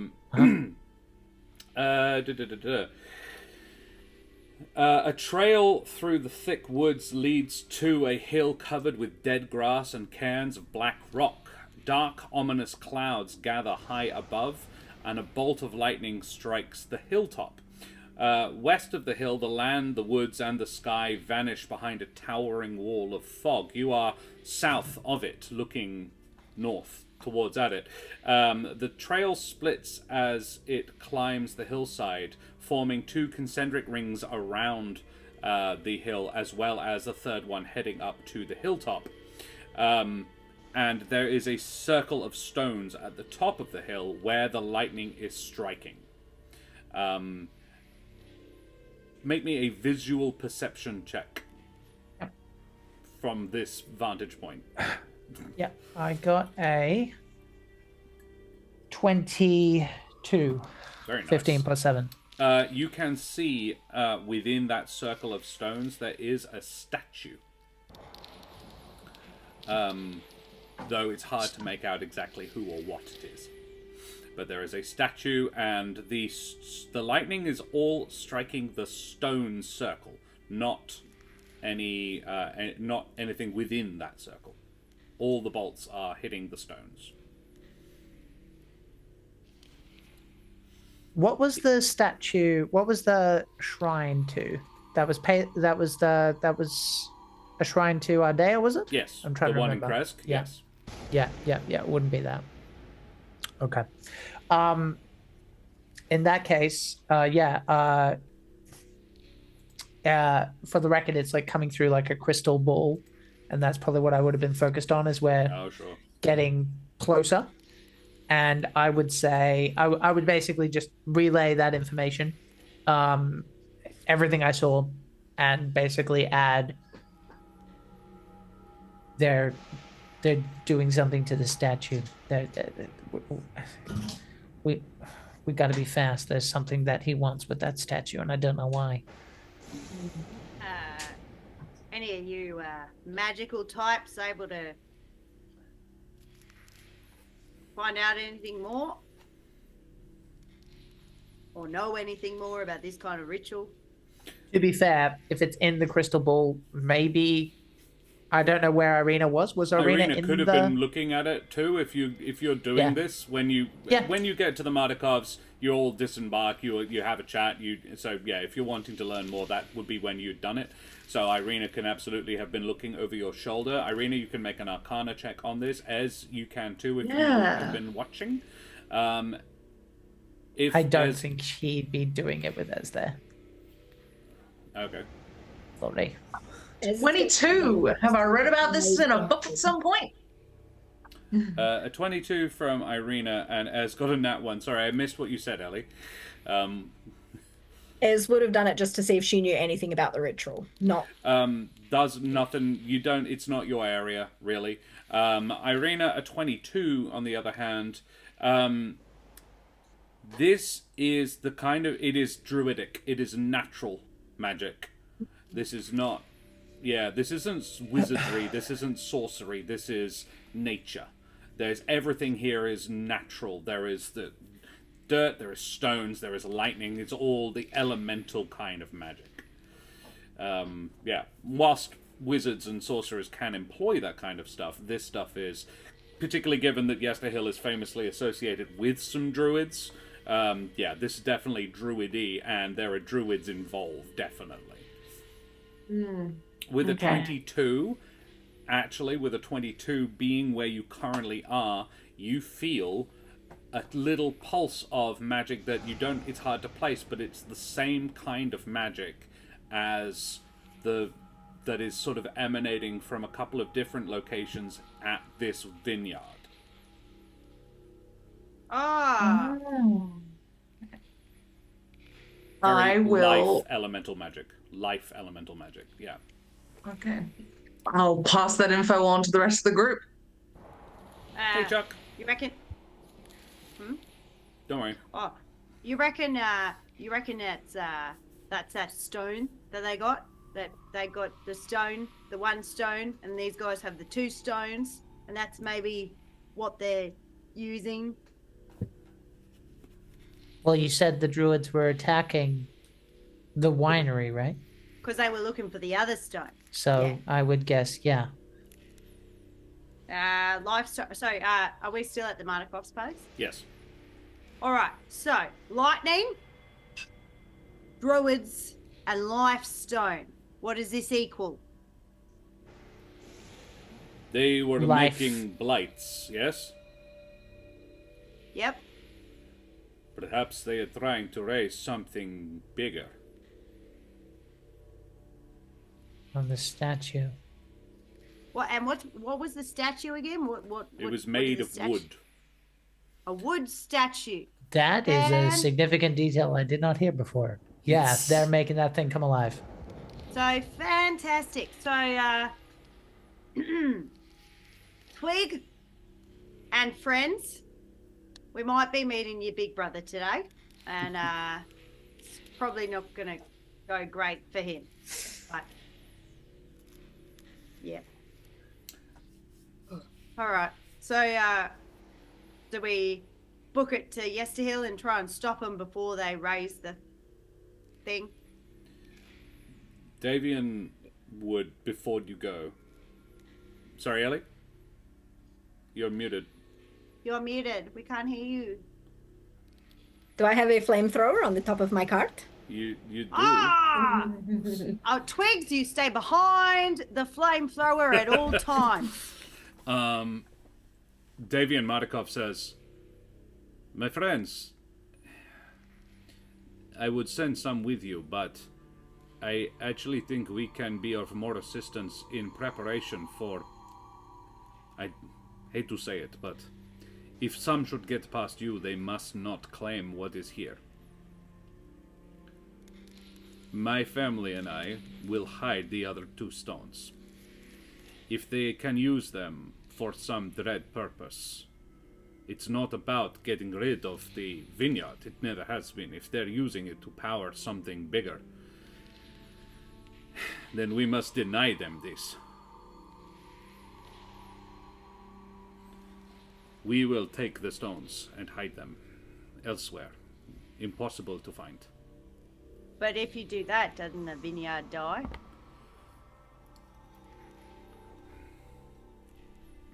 Sacrifices may need to be made. All right, well, I mean, Just give us a chance. You'll see and hear them coming, I'm sure. Just Then we will remain here, and if you fail, we will dig them up and flee. you'll We'll hear know. them coming. Yes. Don't take this is Barovia's one thing. Don't take Yeah. it away. Okay. Yes. yeah. But Not we will be quite. prepared. Yeah.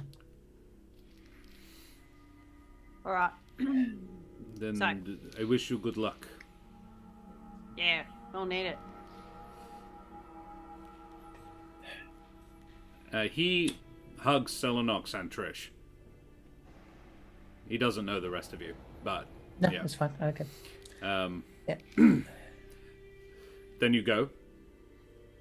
Josh I is guessing. will quickly say, once again, looking at the floor, to Esmeralda. She's there with him. do I have permission to get her and take her back to your cart?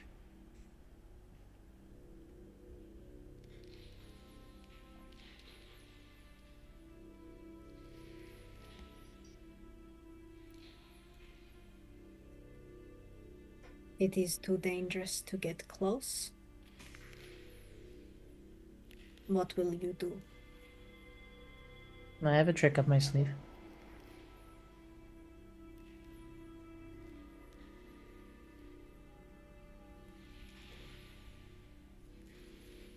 That is not quite what I wanted to hear.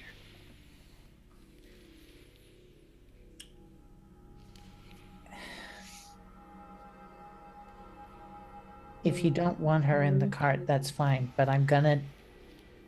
Either I get her in the cart or I put her outside. I just need to know, please. It's not about the cart. It is about you coming back safe.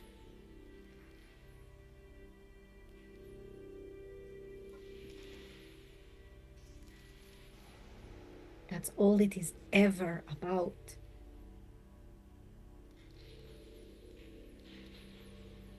I have lost too much. I cannot lose. I cannot lose more. I am scared.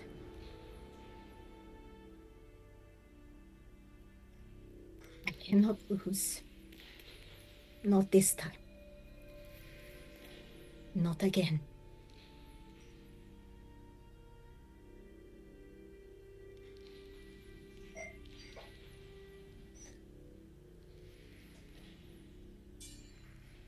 Will you come back safe?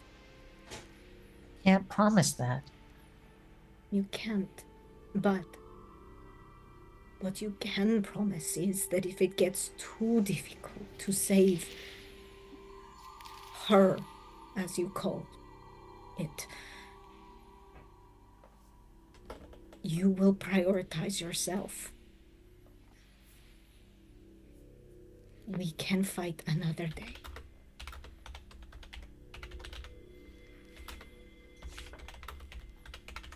Is that a yes?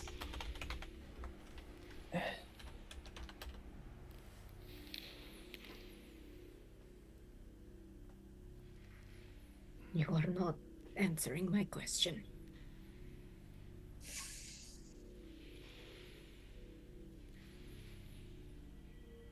I think he would just walk off at that point. Sorry, Ellie. Let's go.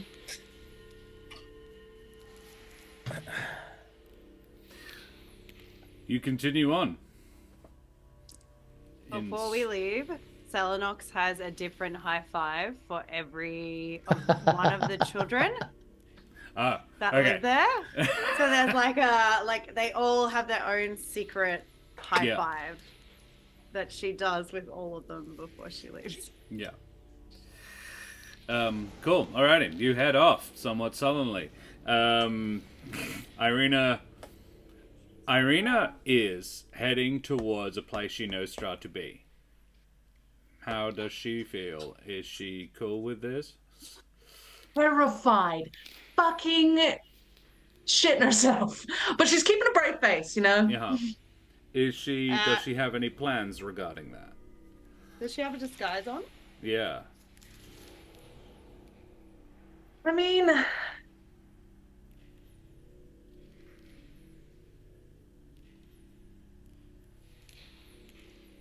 think she will put a disguise on for the moment. As we get close, she's got a whole... As she gets close, she's going to do mage armor for one thing. And she will do disguise self. Because I don't think, I think it's she will concentration. disguise... So...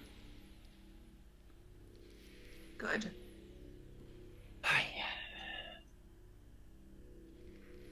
Yeah, she's going to mage armor, and she's going to disguise self as... What am I going to disguise as?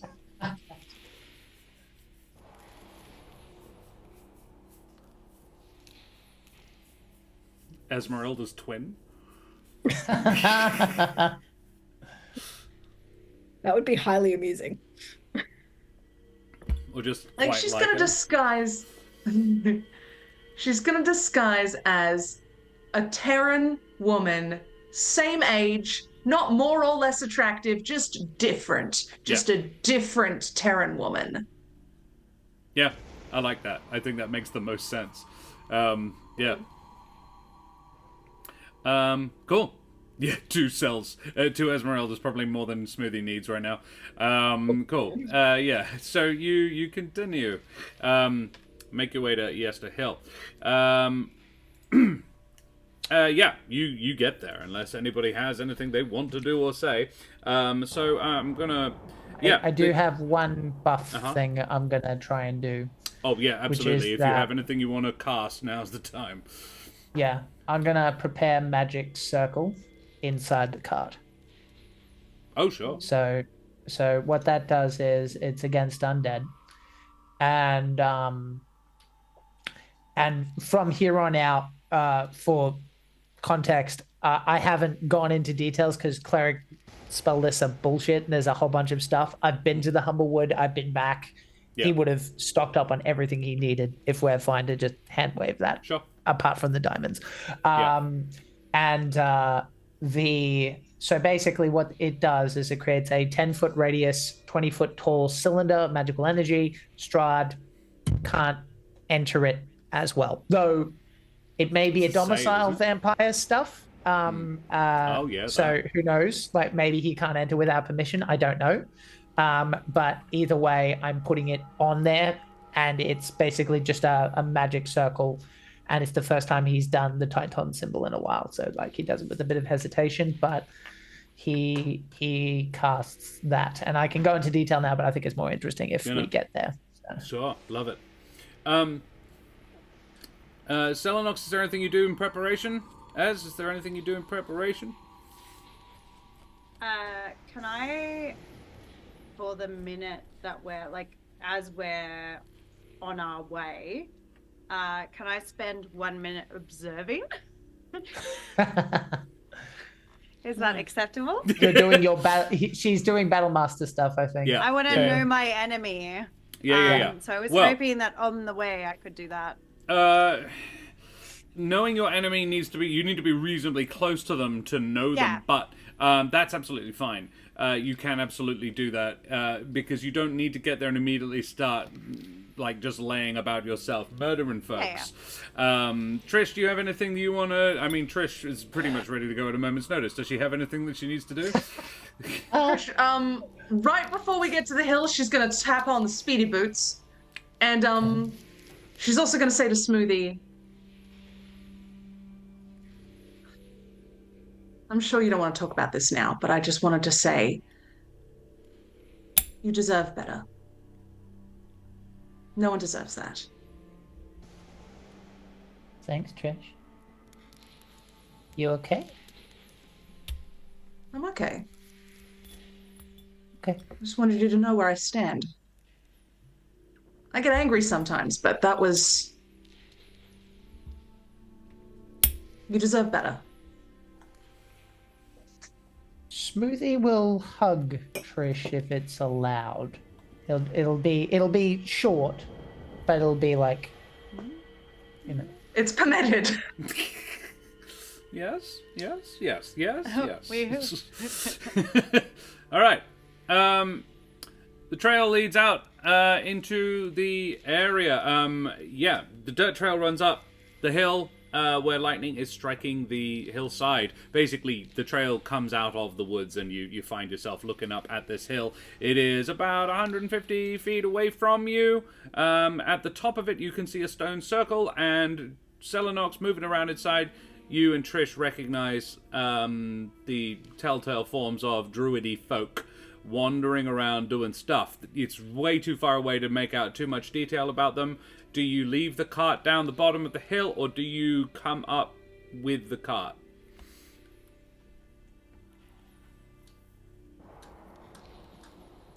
What's the range on that flamethrower, I think is the question. Not that great. It's decent, but it's not that great. But it also dismounts from the cart and walks along behind Esmeralda if you wanted to, so... Oh, well, that is useful. But the magic circle is in the cart, is my question.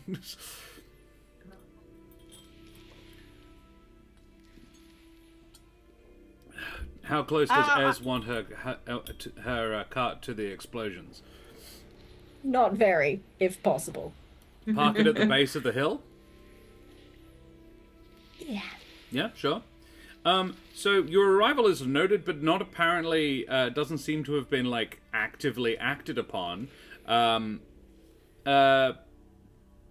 The 6 twig blights are not actually twig blights. I should specify they are needle blights. They have never been twig blights. There is a distinct difference. Twig blights suck. Needle blights are actually kind of good. In large numbers, yeah, a bunch of twig blights would be no assistance at all, really. But it's not vine blights because they are too good.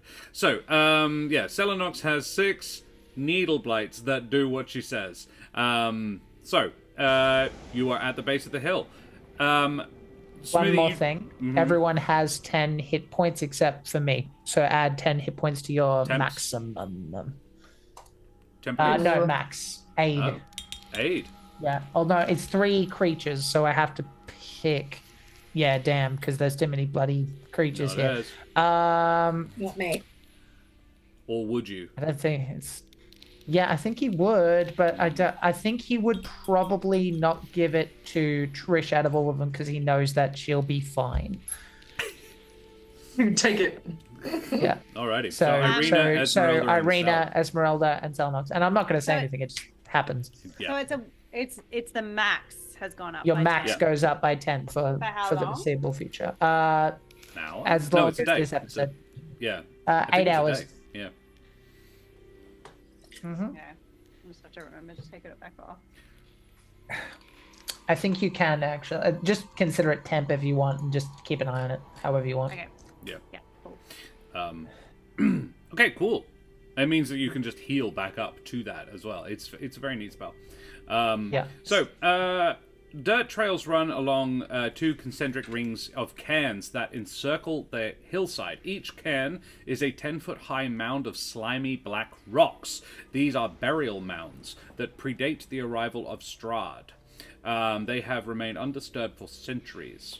Buried under the rocks are the moldy bones of an ancient tribe that you guys actually met some of up in the hills, up in the mountains. Trish became friends with them a bit.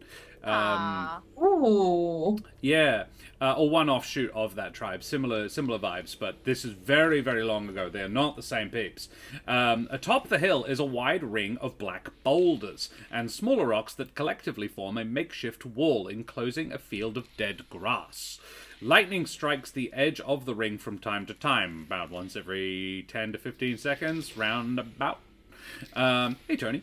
50-foot tall statue in the middle. Lightning strikes around the edge from time to time, illuminating a ghastly 50-foot tall statue made of tightly woven twigs and packed with black earth. The statue resembles a towering cloaked Terran with fangs. Surprising no one. I'm going to place you on the maplet. You do not have to begin offensive maneuvers right away, but you can. I'm going to plonk a few folks out there. Let's plug everybody who can interact with the map. I don't know who that is. Feel free to plonk yourselves in. But I am definitely going to put Selenox out, for example. So y'all at the base of the hill. The Needle Blights have joined you. Where's yes. So you said there was the statue, but Yes. what about the other? Are there druids in there as well? Yes. Let us boop. Now you can see it on the stream. There is the sort of the general area that we are talking about. Let's see if I can zoom in a little bit there as well. Yes. So there are, as you can see, 6 druids hanging out in that circle of stone, doing some druidy stuff, doing a little bit of a ritual. There's not dancing or singing or anything like that. It seems like they're taking it in turns to touch the tips of one of their staves to one of the boulders and then just flick lightning from their staves at the statue, but it does seem to be taking them a bit of time to work themselves up to it. So we have a Selenox in there, we have an Esmeralda, we need a Smoothie, and a Trish. There's a Trish. Irina. And an Irina, yes, of course. And an Irina. Yeah, there's a fair old number of folks down there. So, what do you do? You're at the bottom of the hill. Do you want to walk up the top? Could we be heard from here, or is it like it's far enough away? It's pretty loud. You could be not heard if you wanted to be not heard, but yeah, you are. No, I want to be heard. Yeah, sure. I'm like talking. Do I have to go closer to talk to them? Yeah, you could probably be heard from down here, but to be talking to them, you'd need to go closer. All right.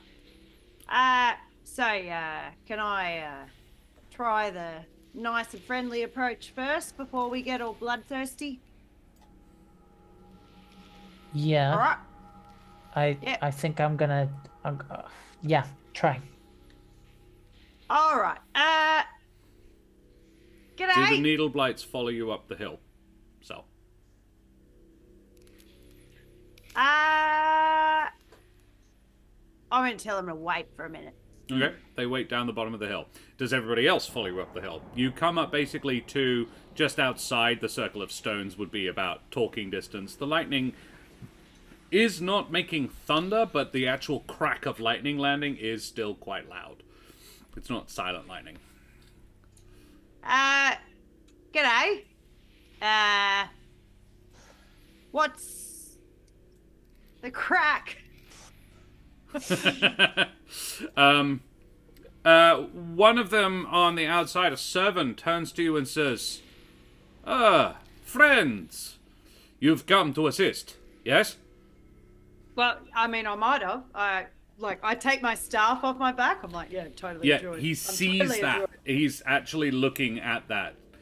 He says, good, you bring it back. We are needing your assistance to raise this, what's exactly what he would say? Yes, assistance with this ritual. We must awaken our mighty ally to banish the evil from the land. And can I just clarify, because I missed the team briefing, which evil are we banishing today? The were-ravens, of course. And why are they considered the evil of the land at the moment? Because they make nice wine, or? They disobey the master. Okay, and just to clarify, when we say the master, we're talking about His Royal Highness. He Sir gestures at Strahd. the statue. The statue? Which looks not unlike Strahd if Strahd was made of vines and mud. Right, all right. So how's the ritual going? What do we need? I'm here to... Selenox, what do we make a need to... nature check. Oh, fuck. While this is happening, whereabouts, based on the location that I scried, how far away are Strahd and Vasilka? Southwest, no more than 300 feet. Okay, but not on them. 300 feet? Yeah. Fuck me. Okay. Bear with me. I need to recalibrate some shit. I need to think about what I'm going to do. They're I'm gonna off use the map, my- but not much. I'm going to use my inspiration to try again on nature. Okay. Yes, I mean, 13, Irina or that's Trish? better. 13, yes. Has Trish seen the guest of honor? Is he within eye shot Make a for perception check. Trish? I will. You looked at it through the crystal ball, so you know where to look. Yeah, that's true. So advantage. Oh, well, that's 18 Well, Irina without. can see it. Oh, whoops. Whoops. I think well, you've she probably would got also around be about the looking, so same let's hold that on. perception score. I don't know. Trish's perception's pretty good. Actually better. But rolls poorly. Has advantage, but yes. All right, let's try that again. with the advantage. Oh, has Trish 27. seen the guest Yeah. of honor? Trish can absolutely see the guest of honor, like bing bing, and eyes Okay. meet. Trish. Strahd What? is dancing with Veriska on the other little mountaintop, just next to their little picnic blanket.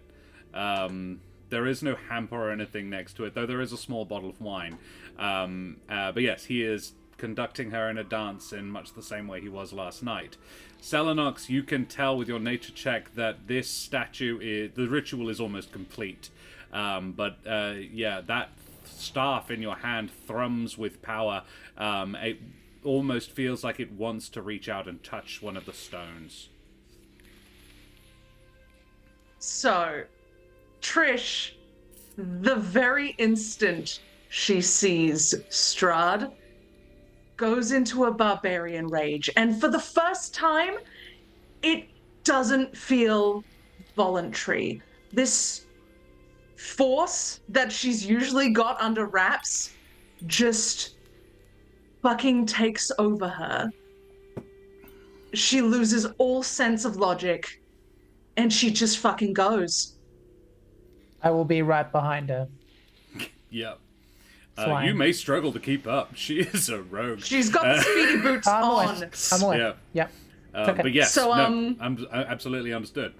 Yeah. you Rage do on, that. I'm gonna roll on my wild magic, and I Please am do. just gunning it. Let's see if you can get one of those teleporty versions. Ooh, that'd be what? Okay, let me roll D20.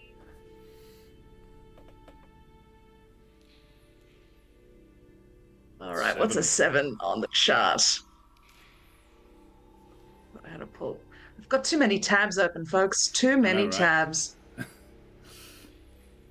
It's a fucking creep. That's not it.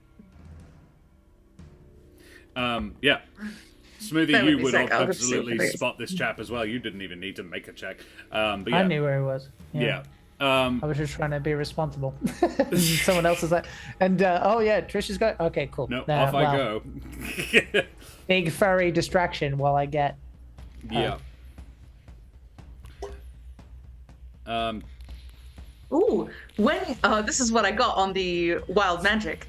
When you enter your rage, a magical copy of yourself appears in a space you can see within 15 feet.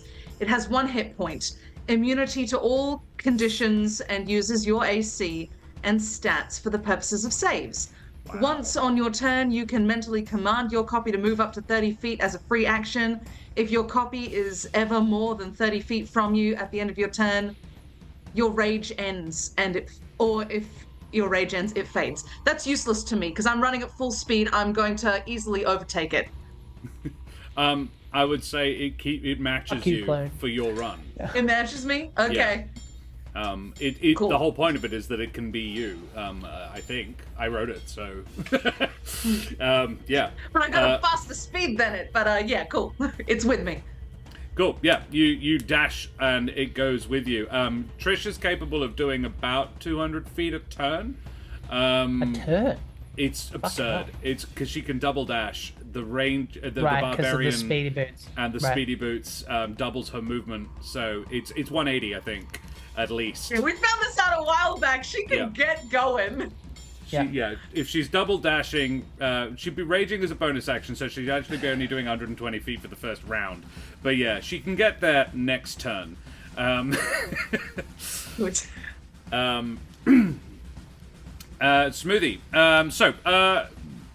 Esmeralda, Irina, and Selenox. Smoothie sees Trish go and probably goes right after her. Yeah, I'll take off. Yeah. Yeah. Which means 35, and I'll dash, which means 70, which is No pretty slouch. good normally. Selenox is. I didn't say this. I'm up. yeah. I'm up. I wouldn't have said I think Trish probably went from the ground level. I also think I probably would have said something if Trish didn't scream. I would like, time to go, and take that for what you mean. Yeah. So. Oh shit! Do I hear that? You probably would, as you're having this conversation.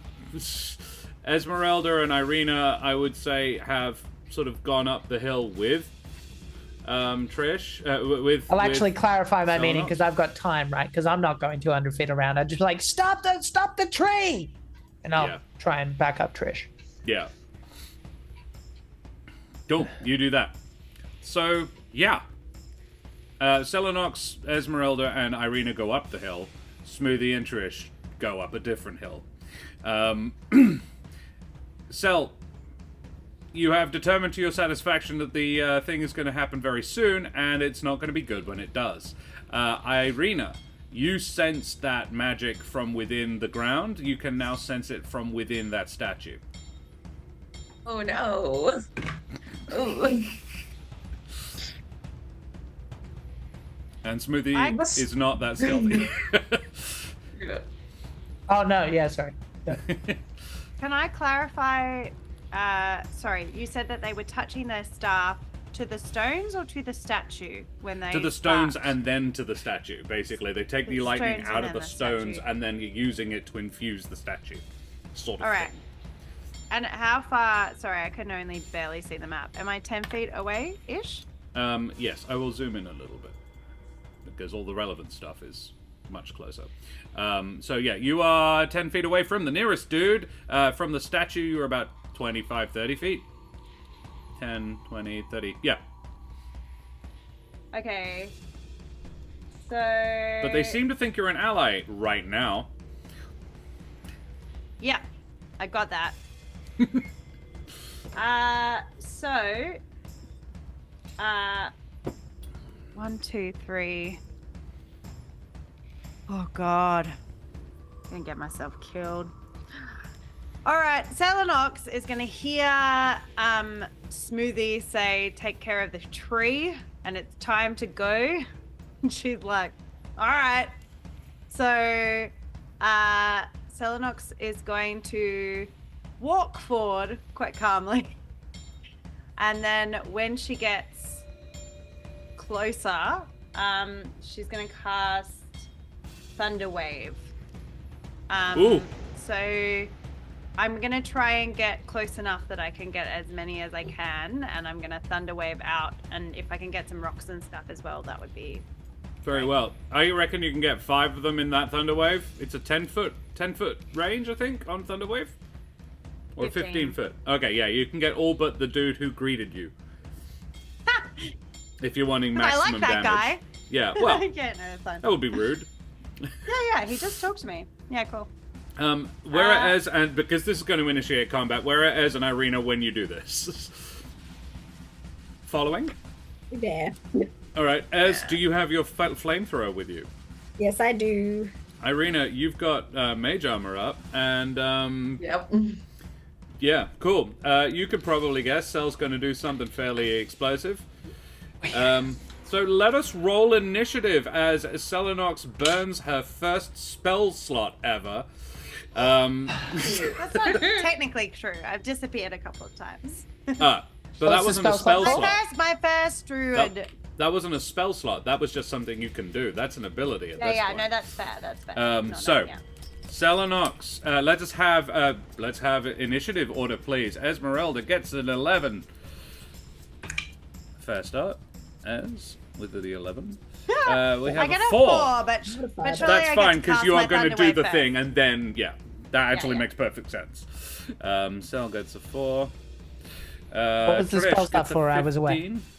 15. She's thunder waving basically all the druids. Nice. Let's go. They sillily stood in a cluster. And if they aren't finished by that, then, Irina's there, as is Esmeralda with a flamethrower. Irina got a 10. With my inspiration, I got a 19. 19 Because I'm rolling from physical. Smoothie. So I've used my inspiration to do it then. So. My 19. inspiration is also gone. I used it before, but I've still. Oh, got thank the you. thing. Good catch. Wow. Inspiration on Jack, and Cell is gone. So Cool, if cool. anyone in chat has any spare chat points, we're about to go to Welp Strahd. So, you know. the druids got a 16. So they are fairly reactive when this happens. Selenox, can you roll me for initiative for the needle bites if they are going to be involved? Yep. Sorry, I rolled the wrong thing. 16, 17 means so the druids get a 17. I got a 3. Ellie might be being a bit cheeky right now, Josh. When you're ready, we'll see. That is a bit cheeky. If you're live, you can't do it. But she spent the. I had the points. You can give it to somebody else, like in a different. Yeah, she's buying a. I know, but you can't because then you could each buy each other loads. Like Rose got so many. You can do it for another stream, like if we were playing a different game, but that's not something I've ever really allowed. I will allow it this one time, but do not take this as a standardization. That's not okay. Lizelle, on the other hand, can absolutely redeem. No, that's all right. That's all right. That's all right. And Lizelle, I presume that means for you could have given it to Mama Cash. Smoothie I'll give gets... mine to Mama Cash, and Lizelle can give this. There you go. That works. There you go. All right, let's do that then. I just rolled a very high for Strahd. What a surprise! Strahd gets a 22 because I imagine he's going to be involved in the combat, but he won't start shit. When you get to him, do start shit. That's on you. Strahd, Vereska... You mean like Trish is absolutely going to do? Yeah. Oh, I don't know. She might be doing something different. I'm not a doctor. -1. Vereska gets a 5. Vereska got a 5. And, how did the needle bites do? A 3. Needle bites... Got a 3. So they go right after Cell. That makes total sense. Selenox. Can Soot share mine? Yes. Yeah, Soot is sharing yours. I think Soot is technically really kind of occupying the flamethrower. But unless you want him on your shoulder. No, flamethrower is good. He likes his flamethrower. So, that means, first of all, I'm going to have to make a bunch of con saves on behalf of these poor druids who, unsuspecting, just minding their own business, having a fun little ritual out in the wilderness.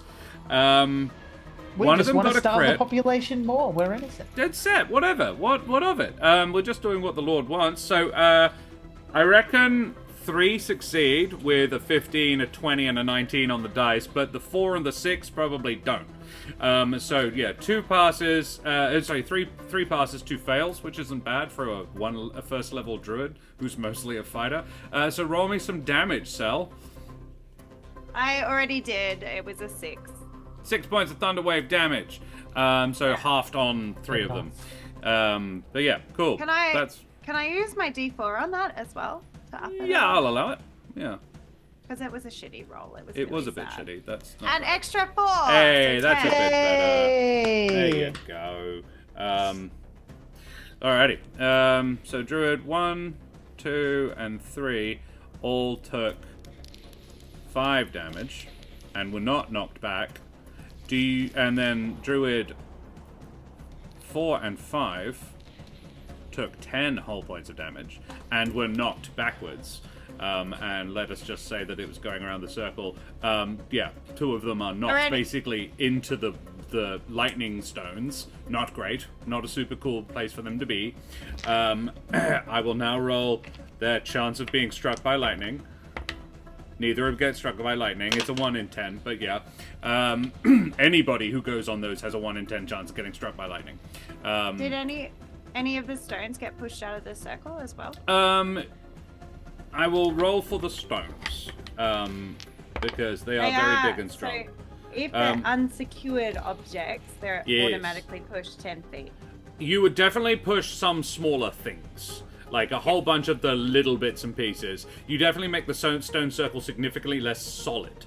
But the statue is very firmly rooted in the ground. Not a bad idea.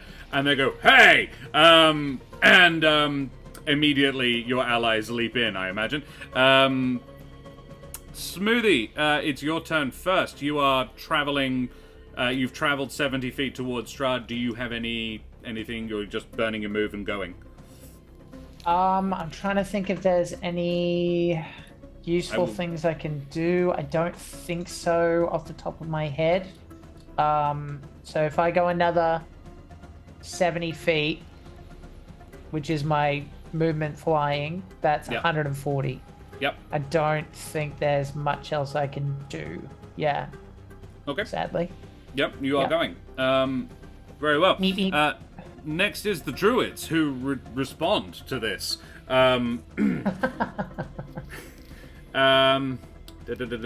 So, yeah, 3 of them are going to cast Shillelagh. The 3 that didn't get blown backwards are going to cast Shillelagh.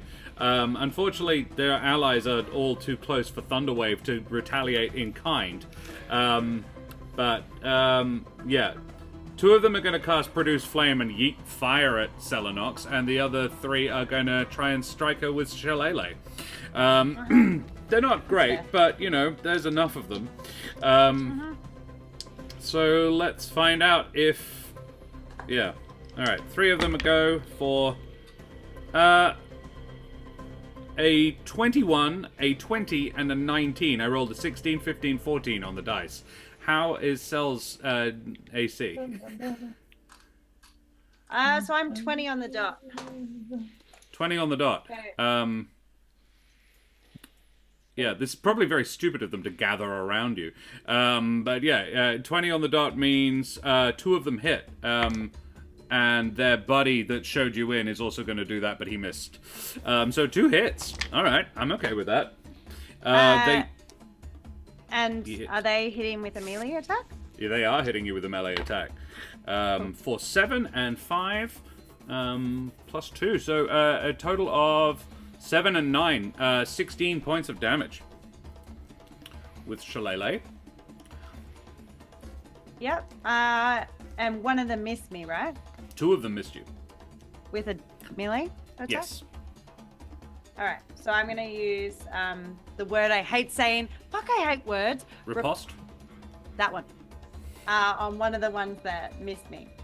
Very well. Stupid words. One of the ones that missed you. Yeah. Do you want the guy who led you in here who hasn't been hurt at all, or one of the others?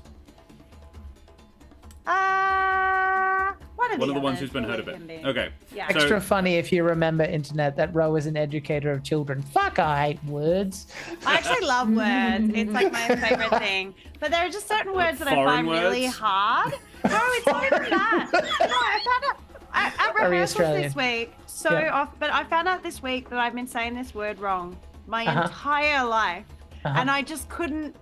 I say it with a I couldn't. And so I was at rehearsals, and the director was like, "Ro, that's not how you say this word." And I was like, "Okay, I'm gonna say it right the next time." And I had to on the 3rd time, I was like, "I'm just not saying the word. I'll get it by the time we get to the show. Leave me alone." I'm not going to ask. I'd love to know, but I'm not going to ask. Exacerbate. Yeah, What that's were right. you? What? How did you say? What were you saying? I had a P in Exacerbate? there. Exasperate?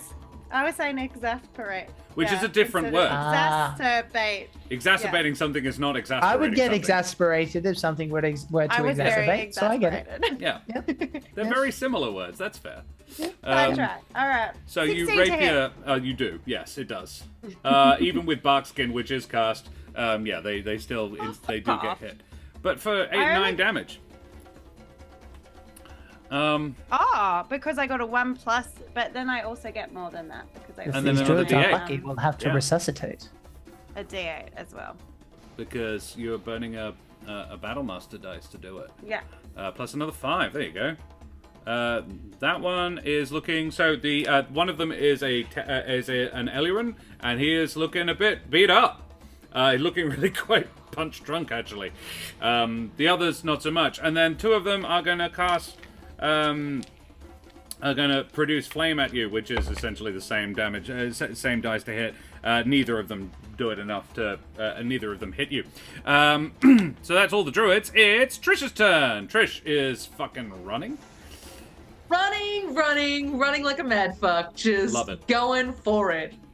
Trish reaches Strahd, but is spent. Yeah, and Trish's one hit point wonder running along with her is also gets there as well. Superb. Yeah. Then Boy.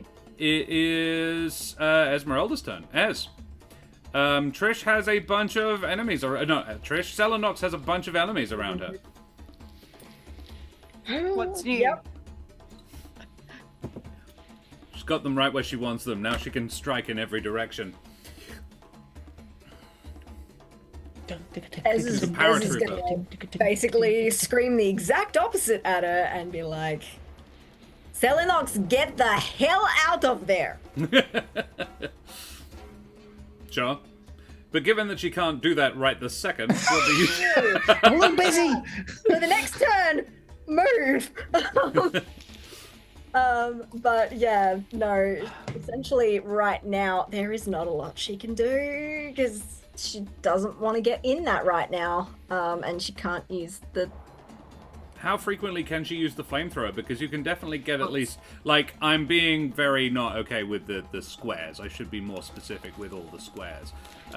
So, they are currently arranged like this. You could absolutely get at least 2 of them in the flamethrower without getting Selenox. You just You could can't also get affect the statue, I'm sure, and I miss her can do entirely, right? once. Oh, you can only do the flamethrower once. Well, you can also affect the statue or other stuff. It is true. The thing she wants to do, she can't because there's people too close. And you can leave the flamethrower where it is and tell it to do stuff later. Mate, I Yeah. can't believe that the fighter has gotten themselves in a fucking fight. This Isn't is it weird? unacceptable. But one time we were like, no, don't do the thing. I think what she might do is cast Wind Wall Ooh. because I have that as. Heck I yeah. can- I can What do does that do? He asks, having never had it cast before in one of his games. So a wall of strong wind rises from the ground at a point I choose within range. Yeah. Can make a wall up to 50 feet long, 50 feet long, 15 feet high, and 1 foot thick. Yeah. Can shape it in any way I choose, so long as it makes one continuous path along the ground. 50 feet long. Yep. Where do you want it? Are you wanting to like keep some of the druids away from you? Or are you wanting to keep the druids away from the statue? I want to try and take down the statue and possibly move some rocks. So put the wind wall on the statue, pretty much, like bisecting it. Try to. Yeah. If I- Yeah. I think that's a valid use of a spell slot. Sure. Yeah. So there is a wind wall. I'm just going to draw a little line along here. And if there's any would that creatures be that there? can hit it, Well, what does it hurt people when they get hit by it? it does. All right. 3d8 bludgeoning damage. Okay. All right. All of it. Then allow me to draw the line slightly differently. Undo. Erase that one. All of that. Yes, please. Let us have a different line. How about this? Does that work for you, Ellie? That works amazingly. Cool. So those 3 druids and the statue are all going to get hit by wind wall. What saves do I need to make? Do I need to make saves? I assume saves are needed to be made. Dexterity saves for those 3 guys. A 9, a 7, and a 12 with a dex modifier of +1. A 13 is the best I got. All of them are getting hit. Dexterity saves on something a statue can really make successfully, so it also gets hit. Fantastic. Great. So, yeah, how many? What happens? Guess I'm going to roll that. Give me, if it will let me roll. Do I have to do this manually? This is going to be painful if I do. Oh, there we go. There's one. Okay, that was 17. 17, 8 and 1. That's pretty fucking good.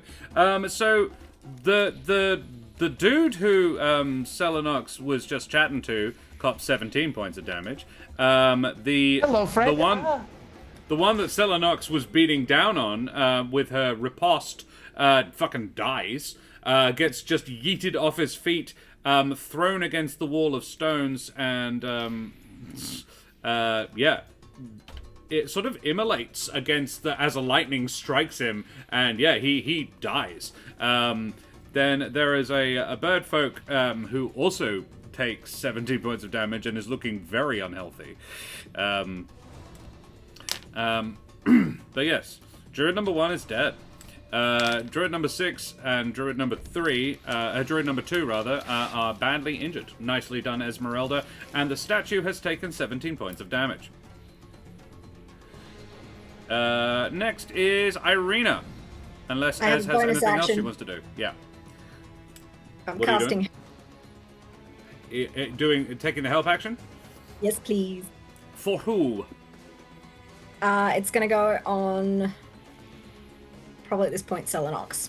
Very well. Sel, you have advantage on your next thing. Well, you have... Yeah, I think it is on your next thing. Irina. I am going to cast Magic Missile at 3rd level, which means I create 5 missiles. So each one of these druids is going to get a taste of pain. Nice. Very well. Pain book. Yeah. For 4 damage each time. Each druid, of which there are 5, take 4 points of damage. One of them is so fucking close to dead. The rest are badly hurt. Very nice. Anything else? Or are you just gonna very sensibly stay where the fuck you are, outside the circle of stones? I think I might move around, still outside the circle of stones, but are they climb overable in theory? Yeah, but like you've noticed big? lightning striking them on the semi-reg. Yeah, I'm not climbing over them yet, but I'm gonna sort of circle around so I'm a bit closer to the statue. It's hard to see anybody else without, like, the stones would be about 10 foot tall, so seeing past them, you can see the statue, but that's about all you can see without looking through the doorways, of which there are 2. Oh, so I couldn't conceivably hop over or get between them. Oh, you really. can hop over, but if you do, I will roll a d10, and if I get a 1, you get cop a fuck ton of lightning damage. I won't do that then. I'll stay where I am. Yeah. So just stay where you are, not moving around, just happy out the doorway? Cool. Yep. All right. Next is Vereska. Vereska is dancing with Strahd, having a lovely time. Selenox. Yeah? It's your turn. Yeah? Soot. Yeah. I kill druids, yeah? I kill druids, yeah? Yeah. I'm yeah. hit. I would say both gonna- of these druids were sort of moved out of the wind wall. I don't think it's possible to be in it for very long, but it definitely did not enjoy it. So yeah, they are like that now. Okay, so the 2 kind of in front of me, I'm gonna, with my 2 attacks, hit 1 each. Yep. Bam, bam. Very well. Advantage on the strike first them. one, is that right? Yes. Alright, so the first one is a 23 to hits. Yeah. So that is 11 points of piercing damage. Selenox, how do you do this? So it's like it just slashed through. So it goes straight across one's chest. There's like blood that spurts out, and then she goes to arch up the other way. It's all in one real smooth movement. Nice. Yeah. This guy who had 1 hit point left after Irina just gets eviscerated. And then Selenox rounds on one of the other dudes. 16 to hit. Is, in fact, the number you needed. Yeah, wow, that's a pretty good class for Druid. 15. Oh, 16. 15. rather. 16. 15. Calm down. Yeah. Sorry, I saw the other one come up. 15. That's all right. Yeah, he is also now very badly hurt, but that birdfolk is still alive. Yeah, this raptor just grips his staff a little bit tighter and prepares to go again. Anything else? That's your 2 attacks. You have a bonus action. Anything you want to do? Yeah. For example, you can use your bonus action to tell the needle blights to do shit. Oh, they're on my turn? I thought we were rolled separately. Well, for they them. have a separate turn, but you use your bonus action to command them. Oh, okay. They will continue doing what you tell them unless you tell them to stop on your using your bonus action to command them. Similar, but not exactly the same way as Rangers, Beastmasters work. You have to use your bonus action to give an instruction, but I think having to repeat the instruction every turn is stupid. Okay, so I'm gonna. What is it that you in the movies when they like get the arrows? Is it draw? Yes. Is when that what they knock call Knock when and they're draw like? an arrow. Draw and Yeah. knock loose. Yeah. Yeah. Yep. So I basically give them the order to like ranged attacks. I'm like draw. Oh, okay. Sure. Knock. Loose. Yeah. Very well. So they're you telling them to move within 30 feet, presumably, which is about they would need to move a little bit, but not a lot. Well, yeah. I mean, they have a range of 30 to 60 feet for their needles, I think. But the 60 feet is with disadvantage to hit. Yeah. Okay. So so they can be in 30. That's fine as long Yeah. as they're not in the wall. They're going to move up and form a line, and yeah, you instruct them to shower your enemies with needles. Yeah. Nice. Make me a nature check. Ah. Is that for me or for Yeah. them? It's your instruction, your command of them. They have the help. She's used it. Haha! Oh no. 18. They love me. They do. Nat 20. Yeah, where are they? Who are you telling them to shoot? Which dude are you pointing at? Oh, did they? Well, sorry, I can't see the dudes on the map anymore. Maybe But there's... the Minotaur, the not the Minotaur, the servant who you were first talking to is the closest to them. Oh, yeah, but like half and half, maybe? Because like, there's a lot of them. Yeah, Is but that okay, or do I have to attack give them modifier. I think you have to give them a pretty specific instruction. So like point that guy or this one. Okay, the guy I was talking to looks alright at the moment, doesn't he? They're not particularly good at recognizing. They won't attack you, but. No, I know, but like the guy I was Do talking you say to... attack he, like- them? It's very non-specific. So the guy you were talking to, they can go for him. Does he look bloodied? He's very bloodied, yes. But the one right next to me is bloodied as well. Yeah, the two guys you're fighting, if you want, say, back me up! Like, Yeah. sure. There we go. Okay, those two people. Right, do you want to roll it, or shall I? Can I? Yeah. No, I don't. Well, actually, I don't know. Is it okay, so it's a D20 to hit, yeah? Yes. Tell you what, I'll roll 3 and you roll 3, just for speed. So, 3... I got a 17, God. a 16, and a 5, which means 2 hits. Alright, I got... That was the 3 on the dude at the door. Did An you 8, add? Not, with their 3, with their plus 3, yes. 3, so that's 11. I got a filthy 20 and a 19. My 3 are An missing. 11, a 5, and a 21. 21. All right, that third one does. So, yeah, 2d6 plus 1 damage to each guy. So I'll just roll 4 just quickly. And I'm rolling 1 because only one of mine hit. Is Yeah. that right? You're rolling 2d6. 2 It is D6. So I 2d6. got 11 damage for my one. And guy. I got 8, 10, 16. I got 2 8s on the d6s, plus 1 each time, so 18. 18 points of damage. The dude at the gate fucking dies. And you got 10, plus 1, 11 points of damage on the other guy. Yeah, they both die. Needle blights kill There's like them. all these needles sticking out of them, and just like they're Yeah. standing there, it's like, and then they just like fall with all these Yeah, needles sticking absolutely. That is the needle bites. We go back to the top of the order. Strahd, Trish, you are fronted up to Strahd now. He smiles at you, bows politely, Veriska is now standing to one side. He has stopped dancing with her. She is now just sort of dancing on her own, and he has stepped away from her, smiling, and says, "Good day, my dear. A pleasant evening to you." He raises an eyebrow because he can see your blood is up, and flicks his cape and draws a blade.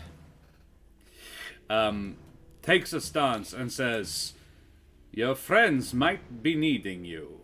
And as he says this, bursting from the area around bursting from various spots in the area around the hilltop, come a half dozen figures. They were buried under burial mounds. And they are leaping, basically climbing out of the ground. They are in the area around the stone circle. They appear to have been lying in wait. A group of folks that, if Trish cared to look not dissimilar to her friends from the Amber Temple. A group of barbarians. Similar, though not all of them are Mapatch. But yes, all with a tawny white fur. Various types. There is a couple of white strig as well. Barn owl, it's a very white feathered strig as well, but most of them are humble folk, and all are bedecked in the manner of a berserk warrior. They are not spellcasters, these are soldiers. Yes, he is not going to make the first attack. But he is sort of prepared himself. Smoothie.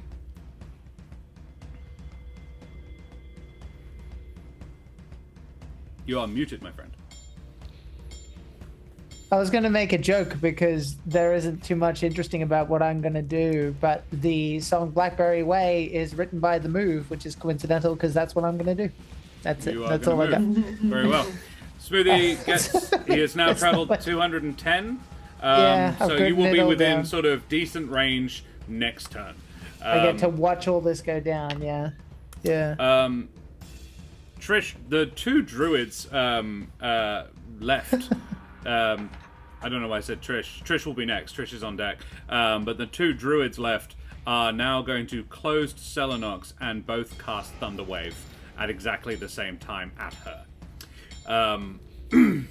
So, Selenox, a pair of con saves, please. Yes, sir. 23 is pretty good. That'll do for the first. And a 21. You are not knocked backwards into the wind wall. That's a shame. Never mind. You're still going to take half of what I roll. 8 and a further... 16... plus 5, 21, halved is 10 points of thunder damage as these two dudes sort of batter you with their magic. Selenox is going to brace and wink at them as she braces. And then one of them, they are both going to use their bonus actions to... one of them is going to use their bonus action to... draw something from, draw a little sort of kernel from within their pocket and throw it towards one of your needle blights, like a little acorn. If it's twig, you're going down. It's not twig. It was flying towards twig, and then just before it hits, twig moves and it winds up punching into the chest of Kindle instead. No. Twig is this chap down here is that's unhelpful. Yeah, this one. And Kindle is the one directly behind him, one of the purple ones. Twig blight, needle blight number 6. The berserkers will move on turn on 21, so directly before Smoothie. And that is the druid's turn, because there's only 2 of them left. Trish, you are right up next to Strahd. Fabulous. Still actually gonna put it panting on the map from her a little bit, long yes. run, she's going to say, "This has gone on too long. Time to die." And stab. She is going to attack recklessly, which gives her advantage this turn. With Might her I Ember advise Lance. not doing that what? until you find out whether or not how you've rolled. For example, a 23, you could probably assume that that's going to hit, so you can choose to recklessly attack after you've seen what you've rolled, but before I tell you whether or not you hit. So you can use it reactively rather than giving your opponent advantage on you if it doesn't turn out to be necessary, for example. Okay. Fair enough. Then not yet, because that was a good roll. 23 was a good one. Let's roll some damage with your Ember Lance. Yes. 23 does hit, by the way. Good. 13. Woof, And max. I'm going to do a... And you're raging. Excellent. So we add And I'm another raging. 2 fire damage to that. And I'm going to 15. do my sneak attack damage, which I also get because I'm ridiculous. Yep. Another 9. So 15, another 24. 24 damage Stunning. to Strahd. And I'm going to use my multiple attack. What's Yeah. that called? Extra attack. Yep. Extra attack. Never I'm using had one that. before, guys. It's only just happened. Doing extra attack. Do it again. Fucking 24. Does indeed hit. So you didn't need Get- you didn't need to be raging.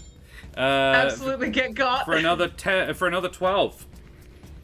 And do I have a bonus action, or is that what my double attack is? No, you have a bonus action. Fabulous. I'm going to stab him with my knife. Just going absolutely 29. Just going absolutely buck fucking wild. Yeah. Like an absolute lunatic. She's got blood in her eyes. She is freaking out. Yep. Very well. For Another Max, 10 damage. another 10 damage. It's Barbarian one-shot Strahd. End of campaign. There we go. Done. There we are. Who knew that was that easy? Cool. Very nice, Trish. Look, it's a good amount of damage. I'll give you that. Esmeralda, you got some other problems.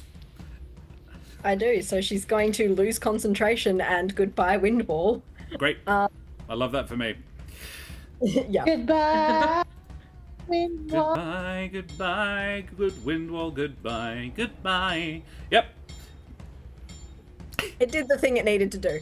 it did. It worked very nicely. I think she... Oh, God. Yeah, she's going to have to go for Berserkers, yeah? I mean, yes. Yep. She's going to go after one of them with, let's go, Scorching Ray. Hell yeah. The nearest one. Yeah. Smart. Range is not too great on that. Great. Love it. Love that for her. Okay, let me see if I can hit. It's a good question. Let me just change windows 60 times. 17? 17. Ooh. Good question. Yes. Excellent. Okay, let's see how we go. And that is 7. Oof. Rough. Okay. Yeah. 7 points of damage on Berserker number 1. 7 points of damage. I don't know, B1. What do you reckon? B2? B3, and so forth. Yeah. Cool. Anything else?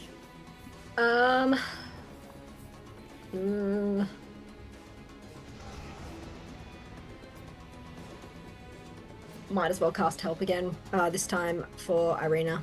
Irina. Very well. Whose turn it is right now? You good where you are? You don't want to move inside the circle? No, I'm good. in No, I fact. meant Esmeralda. Nope. Nope, you're good? Okay, splendid. Irina, Esmeralda are standing out the door like, we got this, we're guarding, we're guards. Irina, what you doing? There's 2 left, isn't there? Druids, Two druids? yes. Fabulous. I'm going to use Magic Missile again at 4th level, which gives me 6. So they get 3 each. Love it. Oof. Oh, not as good a roll, though. Not as good a roll. Yeah. There is... these two were both relatively uninjured, so each of them takes 6 damage. They are still up. Ah, dang it. Oh, well. No worries. I have always ruled that you can roll the dice for each one individually. Rather than just you have to take 1d4 for each one. If you are choosing to do otherwise, because it has the benefit of if you cast it up big and then you roll a 4, you do max damage on the entire fucking spell. On the other hand, it's a min-maxy sort of version, but the way Nevermore always did it was rolled for each dagger individually. Oh, I like that. So I'm going to roll 5 more, and I'll keep that first shit roll. Yeah, you are If that's obliged okay to keep with the first you. one, but yes, you can roll 5 more. So the first 2 will be against the first dude, so that's another 4. And then the second lot will be another 9 by the looks of it. Very nice. Yeah. That's a bit better. That is a bit better. 9, 6 more. And 4 more on the first one by the looks of it. Yes. No. Oh, it's 1d4 plus 1. So... Yes, each time. Yeah. I'm adding this all in. So you Okay, do cool. one. The first 3 do 1, 3, and 1. So they will do 2 more damage, all up. And the other ones will do 2 and what are the extra dice on that? 2, 3, and 4. So they do 1, 2, and 3 extra damage. So a further 6. Yeah. Neither of them die, but one of them is exceptionally close. Okay. Yeah, basically a good breeze will knock him down. Anything else? Do you have a bonus action or anything you would like to do? Very well. Nope. Then it is Veriska's turn. If Veriska is not going to do anything just yet, Selenox. Which one looks at death's door? One of the druids looks at Look, death's both door, of them did are you say? within a good waft of death's door, but the left-hand one is very close to dead. Okay, so I am going to attack the left one first then. Yeah, So that will be 26 to hit. does. How do you do this? Oh, you don't want to know the number? I mean, 12 is more than enough, but he had 1 hit point left once again. So she's, now that there's less, she's like getting more predatory. So in this one, she like comes in slow and goes for like the knife, the throat at the far out, the sword at the throat. So just slices through. And then turns to face the other one. And she's gonna kind of glare at them. And as she glares at them, there's like a light shines in her eye. Her eyes go gold for a second.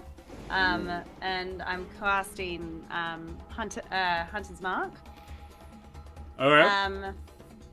As a bonus action. Yep. And then I attack them with my longsword. With my rapier, rather. Make the attack roll. 16 to hit. Is the number you need.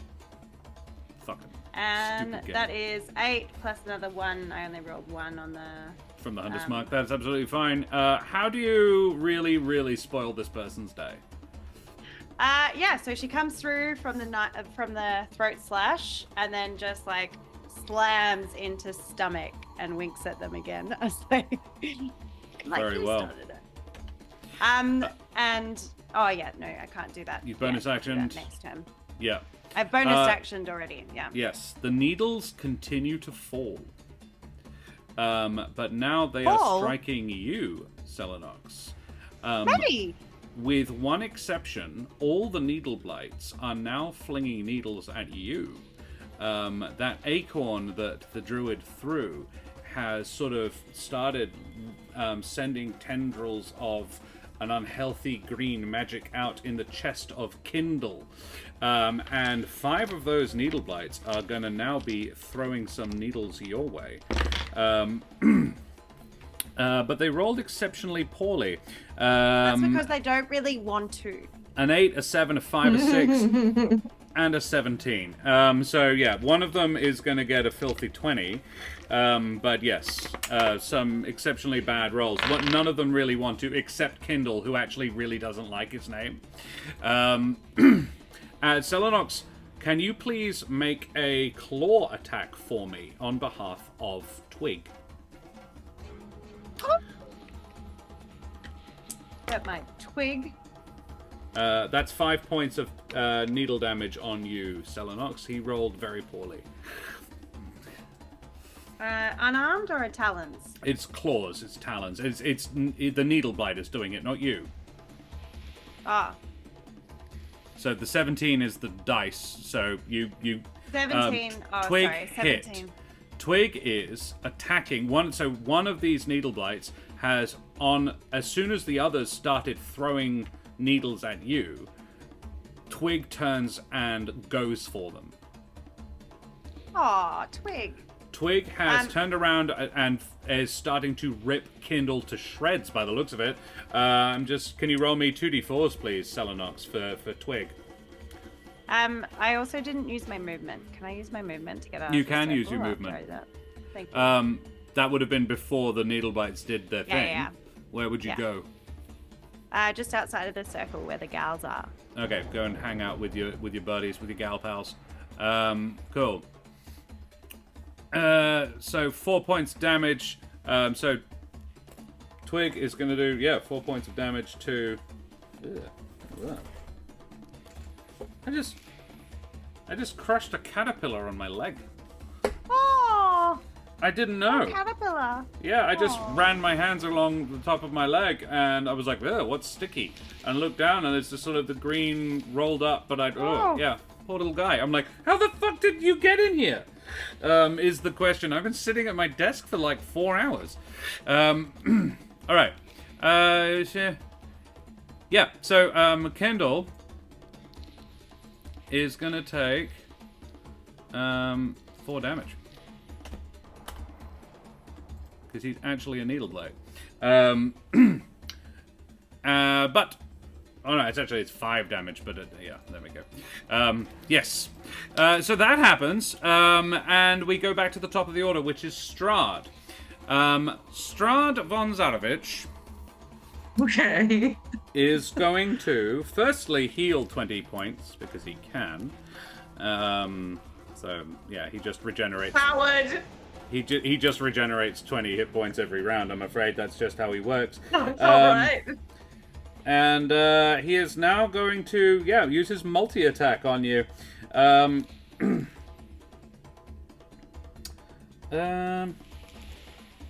Yeah, he's going to use his multi-attack on you. He is going to. It's an unarmed strike. But I'm saying for flavor that he has a blade and he's sort of dueling with you. But yes, this is an unarmed strike. A 21 to hit. Ooh. I will uncanny dodge it though. That's fine, because he's not damaging you. It can grapple instead of dealing the bludgeoning damage. Okay, so you uncanny damage because he will still do damage. He just doesn't do any slashing. He grapples you instead. He will, however, also do 4d6 necrotic, which is 12, 13, which you half to 6 for the uncanny dodge. And then, because he is now grappling you, he is going to bite you. Unpleasant. Yeah, it's not great. For a filthy 20 to hit. Ouch. And filthy 20 means... yes, 1d6 piercing. So, 8 all up. 1d6 plus 4. And then 3d6 necrotic. The 3d6 is a further 10, which he heals by, and you have your maximum hit points reduced by. Okay. And he says, "I am terribly sorry, my dear, but I cannot allow that." And chaps and chapesses, it is getting somewhat late. Would we be all right to put a halt to it there, or do we want to push on? I throw this to firstly Jack, who is probably a bit sleepy, but also because it's fairly late there. I'm good if everybody else is. How are we feeling? We want to keep going? Ro? I mean, I would be okay with calling it there and then coming back next week. But also, if everyone else is like, I want to be we very must- clear. We're nowhere near the end of the fight. This is the thing. that's what I was feeling. I was feeling like we have probably another hour or so. At least. All I've done is Yeah, move, so I have a different opinion to everybody else. That is true. Well, it's actually Smoothie next. Smoothie gets to within 20 feet of this at this point. With his action, you would be close enough with your... you are there with a bonus action. And where you are on the map is actually now relevant. So I don't know if you can see it there. No, so I wouldn't be moving my full movement, but if it kind of depends, right? So if we're stopping, then I'll wait. But if we're not, then I'll tell you what I'm doing. Kind of depends on where we're at. Okay, well, I think we'll stop. Because we've been going for a hot minute, and we still need to do our favorite moments. Because there was some cracking, if heartbreaking, roleplay that we need to discuss. Yeah. Alright, well, ladies and gents, we will call it there for the evening. Halfway through a serious boss fight. Go on and talk about our little bit of a favorite moments.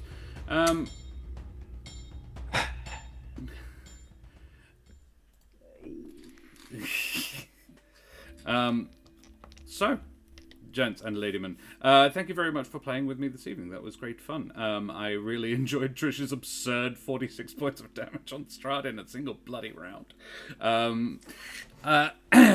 I enjoyed Smoothie's attempts to... I enjoyed Smoothie being Smoothie. For good or ill. I enjoyed Selenox's absolutely no, you do not do this thing, and I will just tank all the damage. And Esmeralda's Wind Wall was an inspired usage of that spell, very nicely done. Let us do some favorite moments, as I kind of just did all of them. So, I need a D5 in chat, please. All the mamas sticking up for their baby in different ways. Yeah, it was lovely. I am Bruce Sorbet for all Terrace. Absolutely. A D5. That is a row. Favorite romance, everybody. Favorite Selenox. Ellie B, sorry, what? Selenox refusing to say Terran. Bad. At a time. Just every time it was a different variation of bat or flying boy or something.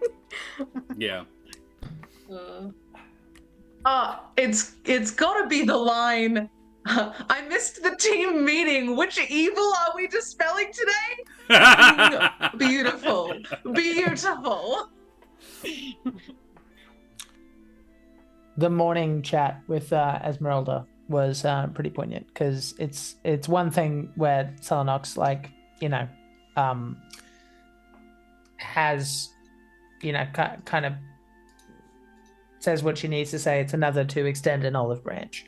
Not as common. So, yeah, I thought that was interesting. Yeah, that was nice.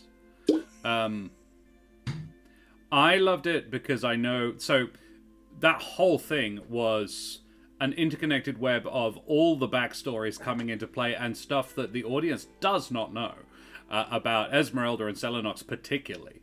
I was just like, I know why all of these things are happening, and because I'm like, wow, they all seem... Oh, thanks, Tony. Tony gave me inspiration. All of these things are relevant, and they seem like a little bit insane that all of this is happening, but actually it's for very good reasons, and it makes total freaking sense. I don't know why I can't do inspiration for me. I will put it in. It's just not loaded into this yet. But thank you, Tony. So yeah, role playing. That's really the first time we've actually gotten to see that particular thing tweak Selenox quite that well. And for me, it's because I know what it is, loving the subtext in all of it, in all of Selenox's interactions with everybody, and also just the whole thing. The wink at Yevgeny as you leave is also fun. Yeah, favorite self.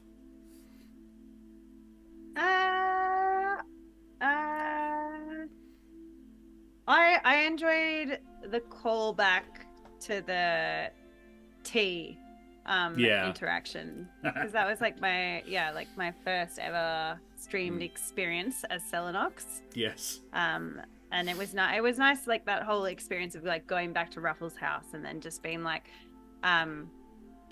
like obviously everyone's annoyed at someone for making that choice, but I kind of just went, nah, I think she's just gonna say that she's still here. And I think like calling back to that tea thing was a nice kind of way to do that. Absolutely. Why is that not there? Okay, I could see it. I couldn't see it. I was looking in the wrong place. It totally was there. Never mind. Let's delete that. Don't need that one. Okay, cool. Thank you. Splendid. Marvelous. Bishop Blood also says asking for slappies. Yes.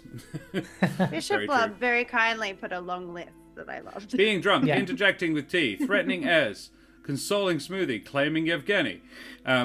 Handshaking the kids was also great, yes. Chatting up the druid, and Marco Dasuni has redeemed a name NPC. Ooh. Interesting, Marco. We haven't had one of them for a while. Tell me a little bit about them. Tell me who they are and what they are. Ooh, baby. We have a D4 rolled in chat, and I saw an Esmeralda come up from Tony. Thank you very much, Tony. So, favorite Es moments next.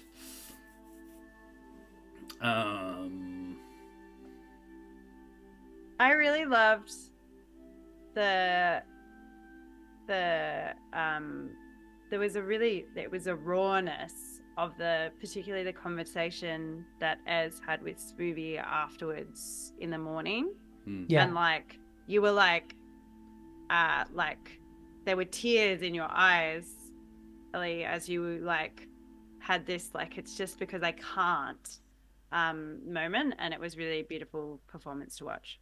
Yeah, that was mine as well. Just particularly because it's very clear she doesn't like being in this position. And the tragedy of the scene was that she was finally ready to be vulnerable when he wasn't willing or ready or who knows, able to accept it at that time. And that's good drama. That's fun. Absolutely. Rage?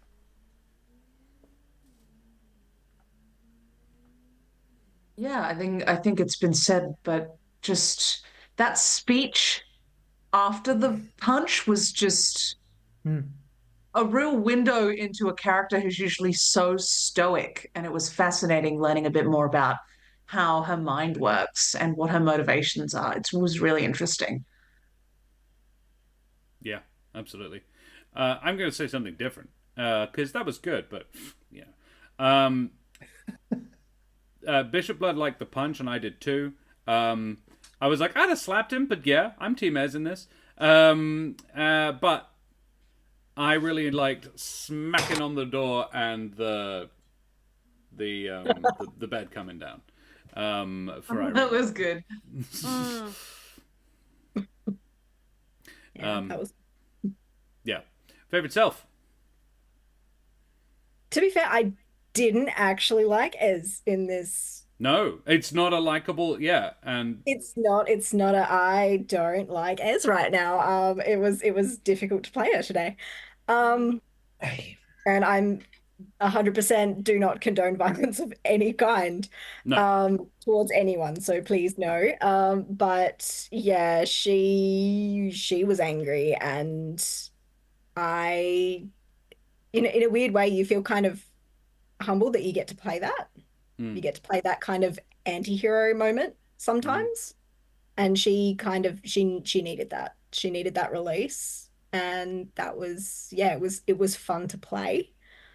I do not recommend if you are not 100% disconnected from your character afterwards to do so. So please, bleed is real. Take care of yourself, everybody. But very much it was really interesting seeing more into her mind and getting more kind of into her character today. So yeah, that was fun. Yeah, absolutely. The bleed is very real. Yes, thank you very much. Bad joke. Yes, Cal. But yes, joke. Bad joke, but bad joke. Yeah. So let us have a D3 in chat then, please. It's me bringing back the levity. Yeah. You all did it to various points. You all tried to find the levity in it. To bring it back, and it's okay to not have a happy episode once in a while. That's a 3. Tony has rolled. He got me. Favorite DM moments, everybody. Josh putting up with our shit today. Look, all of the terrible choices.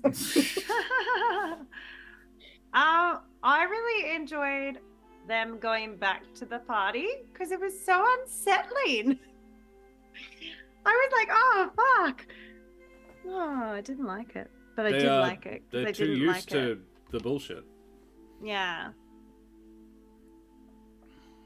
And Soot. Yeah. It was, yeah. So Ro and I have figured out where the fuck we lost Soot and figured out where he's probably been for this whole time. It was a discussion off stream. Needed to find. Yeah. Just want to say everyone was very much on their A game today, and it showed. It was an absolute joy to watch. Yes, agreed completely, Terrace. Twig stands firm.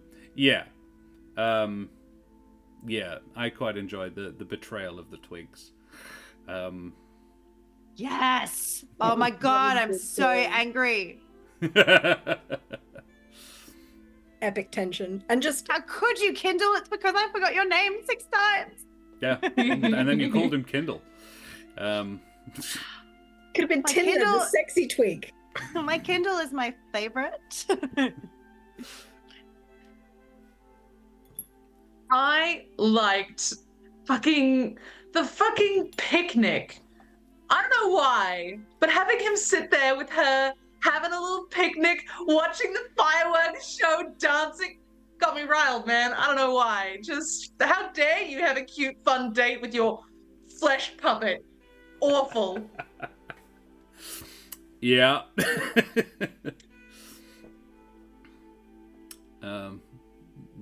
Josh is a great tell.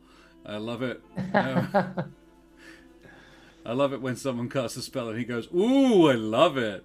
Don't know if it's a tell. It's more just sort of like, "Oh, neat. I like that." I was like, "I'm surprised. I didn't know that was going to happen. I didn't even know you could do that. I haven't read my character's spell lists." Yeah, the fact in a similar way that you used Windwalk, you allowed Windwalk to do what I don't think it's designed to do, but it made sense in your head, which is the sign of a good GM, particularly a good 5e GM, because there aren't a lot of rules. So you're just like, yeah. So yeah. The Stormstones were cool. Thank you, Bishop. Yes. Yeah, interesting choices. Yeah, Cal, that is exactly the noise I make when an interesting choice has been made. I was doing it a lot in my head because it wasn't appropriate to say it out loud earlier. A lot of interesting choices were made today. I was something of a spectator this session, to be honest. Of this is one of the most sort of I have sat and just watched as it went kind of ways. I think if I was going to do a favorite me moment, it's when you have that kind of scene. It's my favorite me moment is hasn't happened yet. It's going to be when we chat about it afterwards, because we're going to have to, when we end the stream, going to have a chat just to make sure everybody's okay. And yeah, I was keeping that balance is hard. And I didn't know that was gonna come out. And so I kind of just had to roll with that. And I suppose, yeah, that for me today, yeah, as has been observed, rolling with it. Yeah, absolutely. Agreed, Bishop. I think that's me. Yeah. All right, a D2 in chat, please. Well, yeah, I don't think anybody really knew what was coming next. Is when Josh does his Carpathian style voice. Is that my Strahd? It makes total sense. I will never not hear that now. I'm not sure who cut Vlad the Impaler. Yeah, okay. Yes, Vlad. Number 1. Honestly, Josh, you're probably one of the best GMs I've played with as far as player safety measures are concerned. Yeah. I'd have taken more if I knew it was coming. Terrace is the honest truth. Yeah.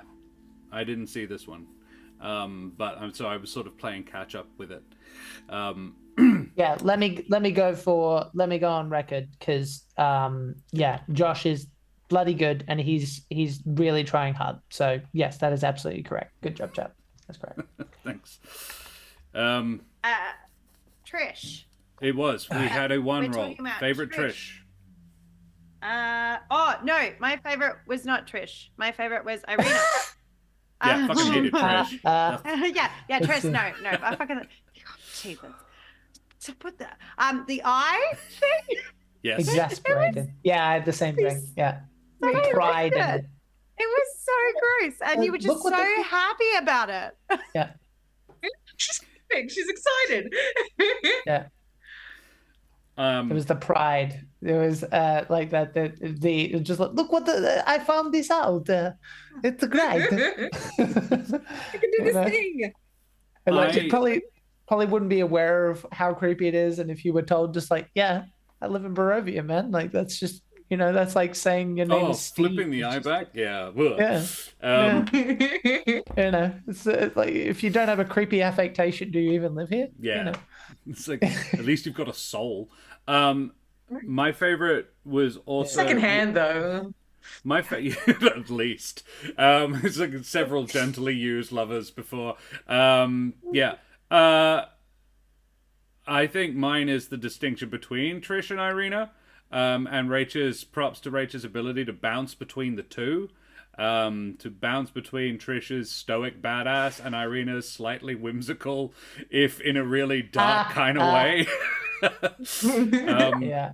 And then being asked to, after just having been in that heavy scene, go and be Irina, not knowing any of these chuckle fucks, really. And it was like, hey, the one I do kind of know, but I'm not 100% sure about how I feel about yet, is clearly quite sad. Can I sleep in your no, it's fine. It's fine. I'll sleep somewhere else. It's fine. Was a lovely moment. And yeah, juggling the two people, which we are, has been incredibly well done. Anybody else? Favorite self? Favorite self was my deliberately ambiguous line.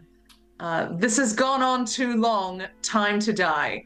I enjoyed that. Oh. But Bishop Blood, Trish smoothie hug as well. Yes. Yeah. And Irina talking to Ez. Love how Irina loves magic. Trish floofy tail. That was very cute. That was very, very good. It is lovely. That was a nice little subtle moment where just like, okay, there's tension here. Floop. I'm gonna be the wall in between. Yeah, that's very indicative of the character. Yeah, I agree with that. 100%. Yeah, I love that Trish hates magic and Irina fucking loves it. Just bouncing from one to the other. Which, if that is everybody, I think that leaves us with only one person left to victimize with our admiration. It's Jack. Favorite Jack moments, everybody. Yes. I love Jack is always so committed to character, and I was like, going after Strahd when we're drunk and we have half our hit points. That's fucking stupid. No one would do that. But Jack is so, like, he's like Smoothie would, because he's in character and that's what he would do. And I love that he commits to that, and it still surprises me, and I love that.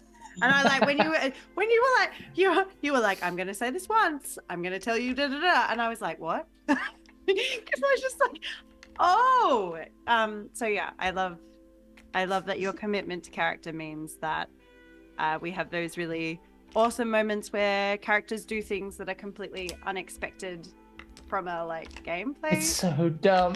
But yes, it's funny. Yeah, like but it's great. It makes it. It's like, and like, thank you for turning back, but like the stress of you going on your, like it was Thanks good. for not I following through enjoyed on it. the dumb thing you were about like to I do, was but, legitimately a little bit scared, but no, it was no, I like that. Yeah, no. I liked scrying. That was a really fun use of the spell, and it gave us like time to sort of plan ahead and prepare, which was really good.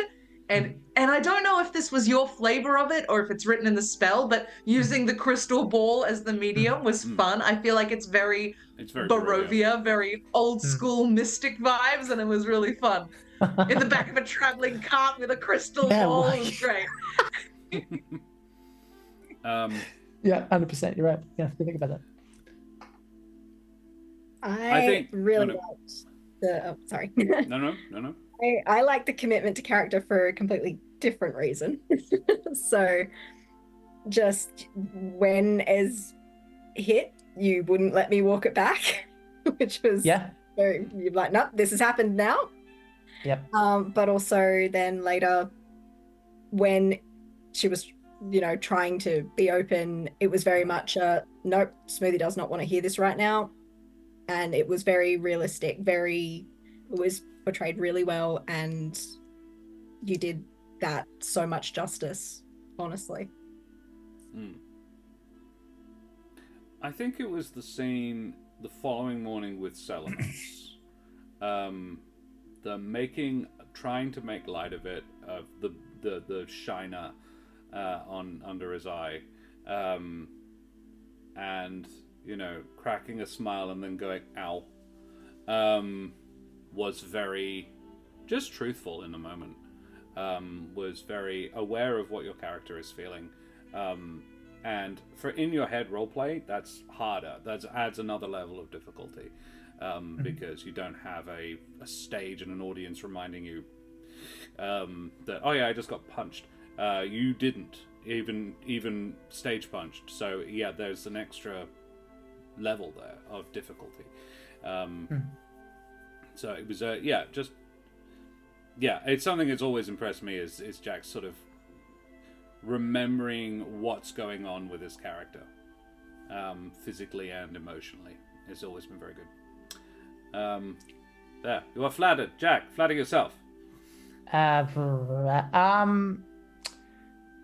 gonna forego that. I will simply say that what we're gonna do after this, for those who don't know, because I think it's important to say it loud, I am a survivor of domestic abuse, so I know what it's like to be. Yeah. So what's going to happen after this is why, Josh is a good GM, and we're going to do this. I would rather emphasize that this is a real game where this stuff can happen.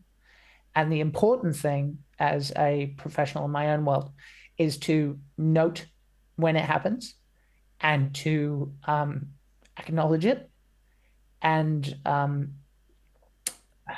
just do your best when it does happen, because mistakes will happen. Do not try to avoid them, because it's impossible. And the players and everybody else knows that it's not that big of a sorry, I'm going to rephrase. The players know that that it's surmountable, and I would really encourage you to if you have any doubt about anything like that in game or anything else, it's really important that you check in about this stuff, because it could make a huge difference. So yeah, I'm gonna leave it there, please. Very well. Thank you very much. Cool. Well, splendid, ladies and gents. I think we should go away from here and raid somebody. Take all of our wonderful audience and throw them at somebody else. We have a couple of choices, but I reckon if you want to just lighten the mood after a heavy session of roleplay, there is few places better to go than the lovely Mike Moans, who will give you some charming banter, often flirting around the edges of inappropriate, and you can watch him paint some minis in Manchester and have a lovely chill and groovy time. So we will go and do that. But guys, who the absolute heck have you all been this evening? Starting off with Ro. Who are you, my dear? Hi, I'm Ro, and despite the name, I have little to nothing to do with boating. You can catch me in, I am in Bulu or Perth. I'm an educator and theatre maker here. I am found here on Monday nights, although not next Monday, I believe. Nope. The Monday after that, I will be back. You can also find me over on Jack Squarepeg's channel. We've got a cool Cowboy Cthulhu series that's out and up on YouTube as well. Through my link tree, you can get to that, or my Instagram channel, where you can see Charlie, my dog with the large ears, or my many travel adventures, or upcoming projects, which the next one of which, if you happen to be in Perth, is God of Carnage, coming up in September in Melbourne. Sweet. I hadn't clocked it until this evening, but Ro is the only person who A, works with children on the regular, and B, has a whole bunch of like audience interaction, hand gestures, like like she's directing a kindergarten class. I don't know, it wasn't intended, but it has resulted. It's just, I think, the energy you give off. Ellie B. Yeah. Who the heck are you? I'm Ellie B. I'm usually here. When I'm not here, I'm somewhere else. Yeah, you can see me here being Ez. When I'm not being Ez, I am working on something else that is coming up soon. Is there any sneaky peeks? Can you tell us anything? I know nothing. I can't tell you anything because we're not at that stage yet. But it's Very exciting. coming from us. Is there a book involved? Possible. Okay. But not like someone else's amazing. I have no idea what you're talking about. No one else here has written the book. That's someone. I heard. Did you not hear that someone? I thought. I don't know. Never. No. Well, Jack. No. Jack, who the heck are you? You had the book. You had the book. And you're like, here's this fucking. No. We're doing it in the order it is on the screen. I have not written a book. Yeah, look, guys. So you can find me on all the socials and on Twitch at Jack Squarepeg. It's going to be a little quiet there, but when we return in September, there should be reviews of a whole bunch of scenarios that I've done, as well as the Call of Cthulhu Cowboy show, Trouble Over Yonder, which I'm very proud of and has taken a long time, and I'm very pleased with it. So if you think you might like something that isn't Hasbro related and therefore kind of shit, have a go. Fantastic. Have a look. Do that. Now, Rach, I've heard some unsettling rumors about you and your productivity online of late. Is it or is it not true that you have in fact written a book? What? Listen, ladies and gentlemen, listen. Do you like murder? I know you do. You're watching Welp Strahd. Do you like cyberpunk as a setting? Uh-huh. And do you like unlikely friends solving a mystery? Listen, if you like all those things, you better trot on over to Amazon and buy Hybridize. It's a good book. And if you don't, I'm going to come at you in a berserker rage and do at least 40 points of slashing damage, at least. So, if you want to avoid that horrible fate, Go read some cyberpunk murder mystery. Do it. Book. I love it. Fantastic, Rachel. Thank you very much. I have been Josh the Pirate. Guys, we have a giveaway going on this evening. If you did not already know, type !ticket in chat to go into the draw to win. We will draw that very, very shortly. I've been Josh the Pirate. You can find me here on my channel, Corsair's Cove, where I'm supported by a couple of lovely folks, including Wooden Forge Gaming Accessories, who make things like this. Jared Dicekeeper, that goes with me basically everywhere I go to DM, because like Jack, I do that sometimes. And probably not as often as Jack, but I do, damn it. And on Thursday nights, Karen and I sometimes review stuff. On Tuesday nights, Karen and I play D&D. Play Baldur's Gate 3, which is like D&D, but not quite as specific on the rules front for some reason. And Throw a potion, it'll be fine. yeah, it's fine. And we're also affiliated with Troll Lord Games. My brain is not braining today. Wooten Gaming Forging stuff. Troll Lord Games create the Castles and Crusade system. They are also one of the last publishing houses for the great Gary Gygax. So you can check out some of their stuff all over at their website, trolllord.com. They are also the people who have provided our giveaway this evening. So I hope those tickets are in because I'm about to draw it. Let's have a draw that giveaway. Going to draw in 5, 4, 3, 2, 1. Closed giveaway. Draw a winner is Ellie B. Hey! There you go. Ellie B wins. I don't think I deserve that one. I'm playing. I think someone else should have it. No, that's we don't have that rule with that. Like Jack says, I don't pay my players, so they might as well at least be able to win the draw. Okay, thank you, everybody. Wubba lubba dub dub. Yes. So, guys, gals, other people, non-binary folks, you are all loved and appreciated. It has been a lovely pleasure hanging out with you this evening. Go out there into the world and be kind to each other because it is the way. We are going to go and raid Mike Moans now as an act of kindness to him, and also to you guys because he'll be fun. So show Mike all the love. Throw your favorite raid emotes up in chat. Tell Mike where you came from. Show him the love like we always do, and we will see you same bat time, same bat channel. Not this coming Monday. Well, actually, probably tomorrow night. Fuck it, let's do that. Baldur's Gate 3. Say goodbye, everybody. Bye, everybody. Bye, everybody.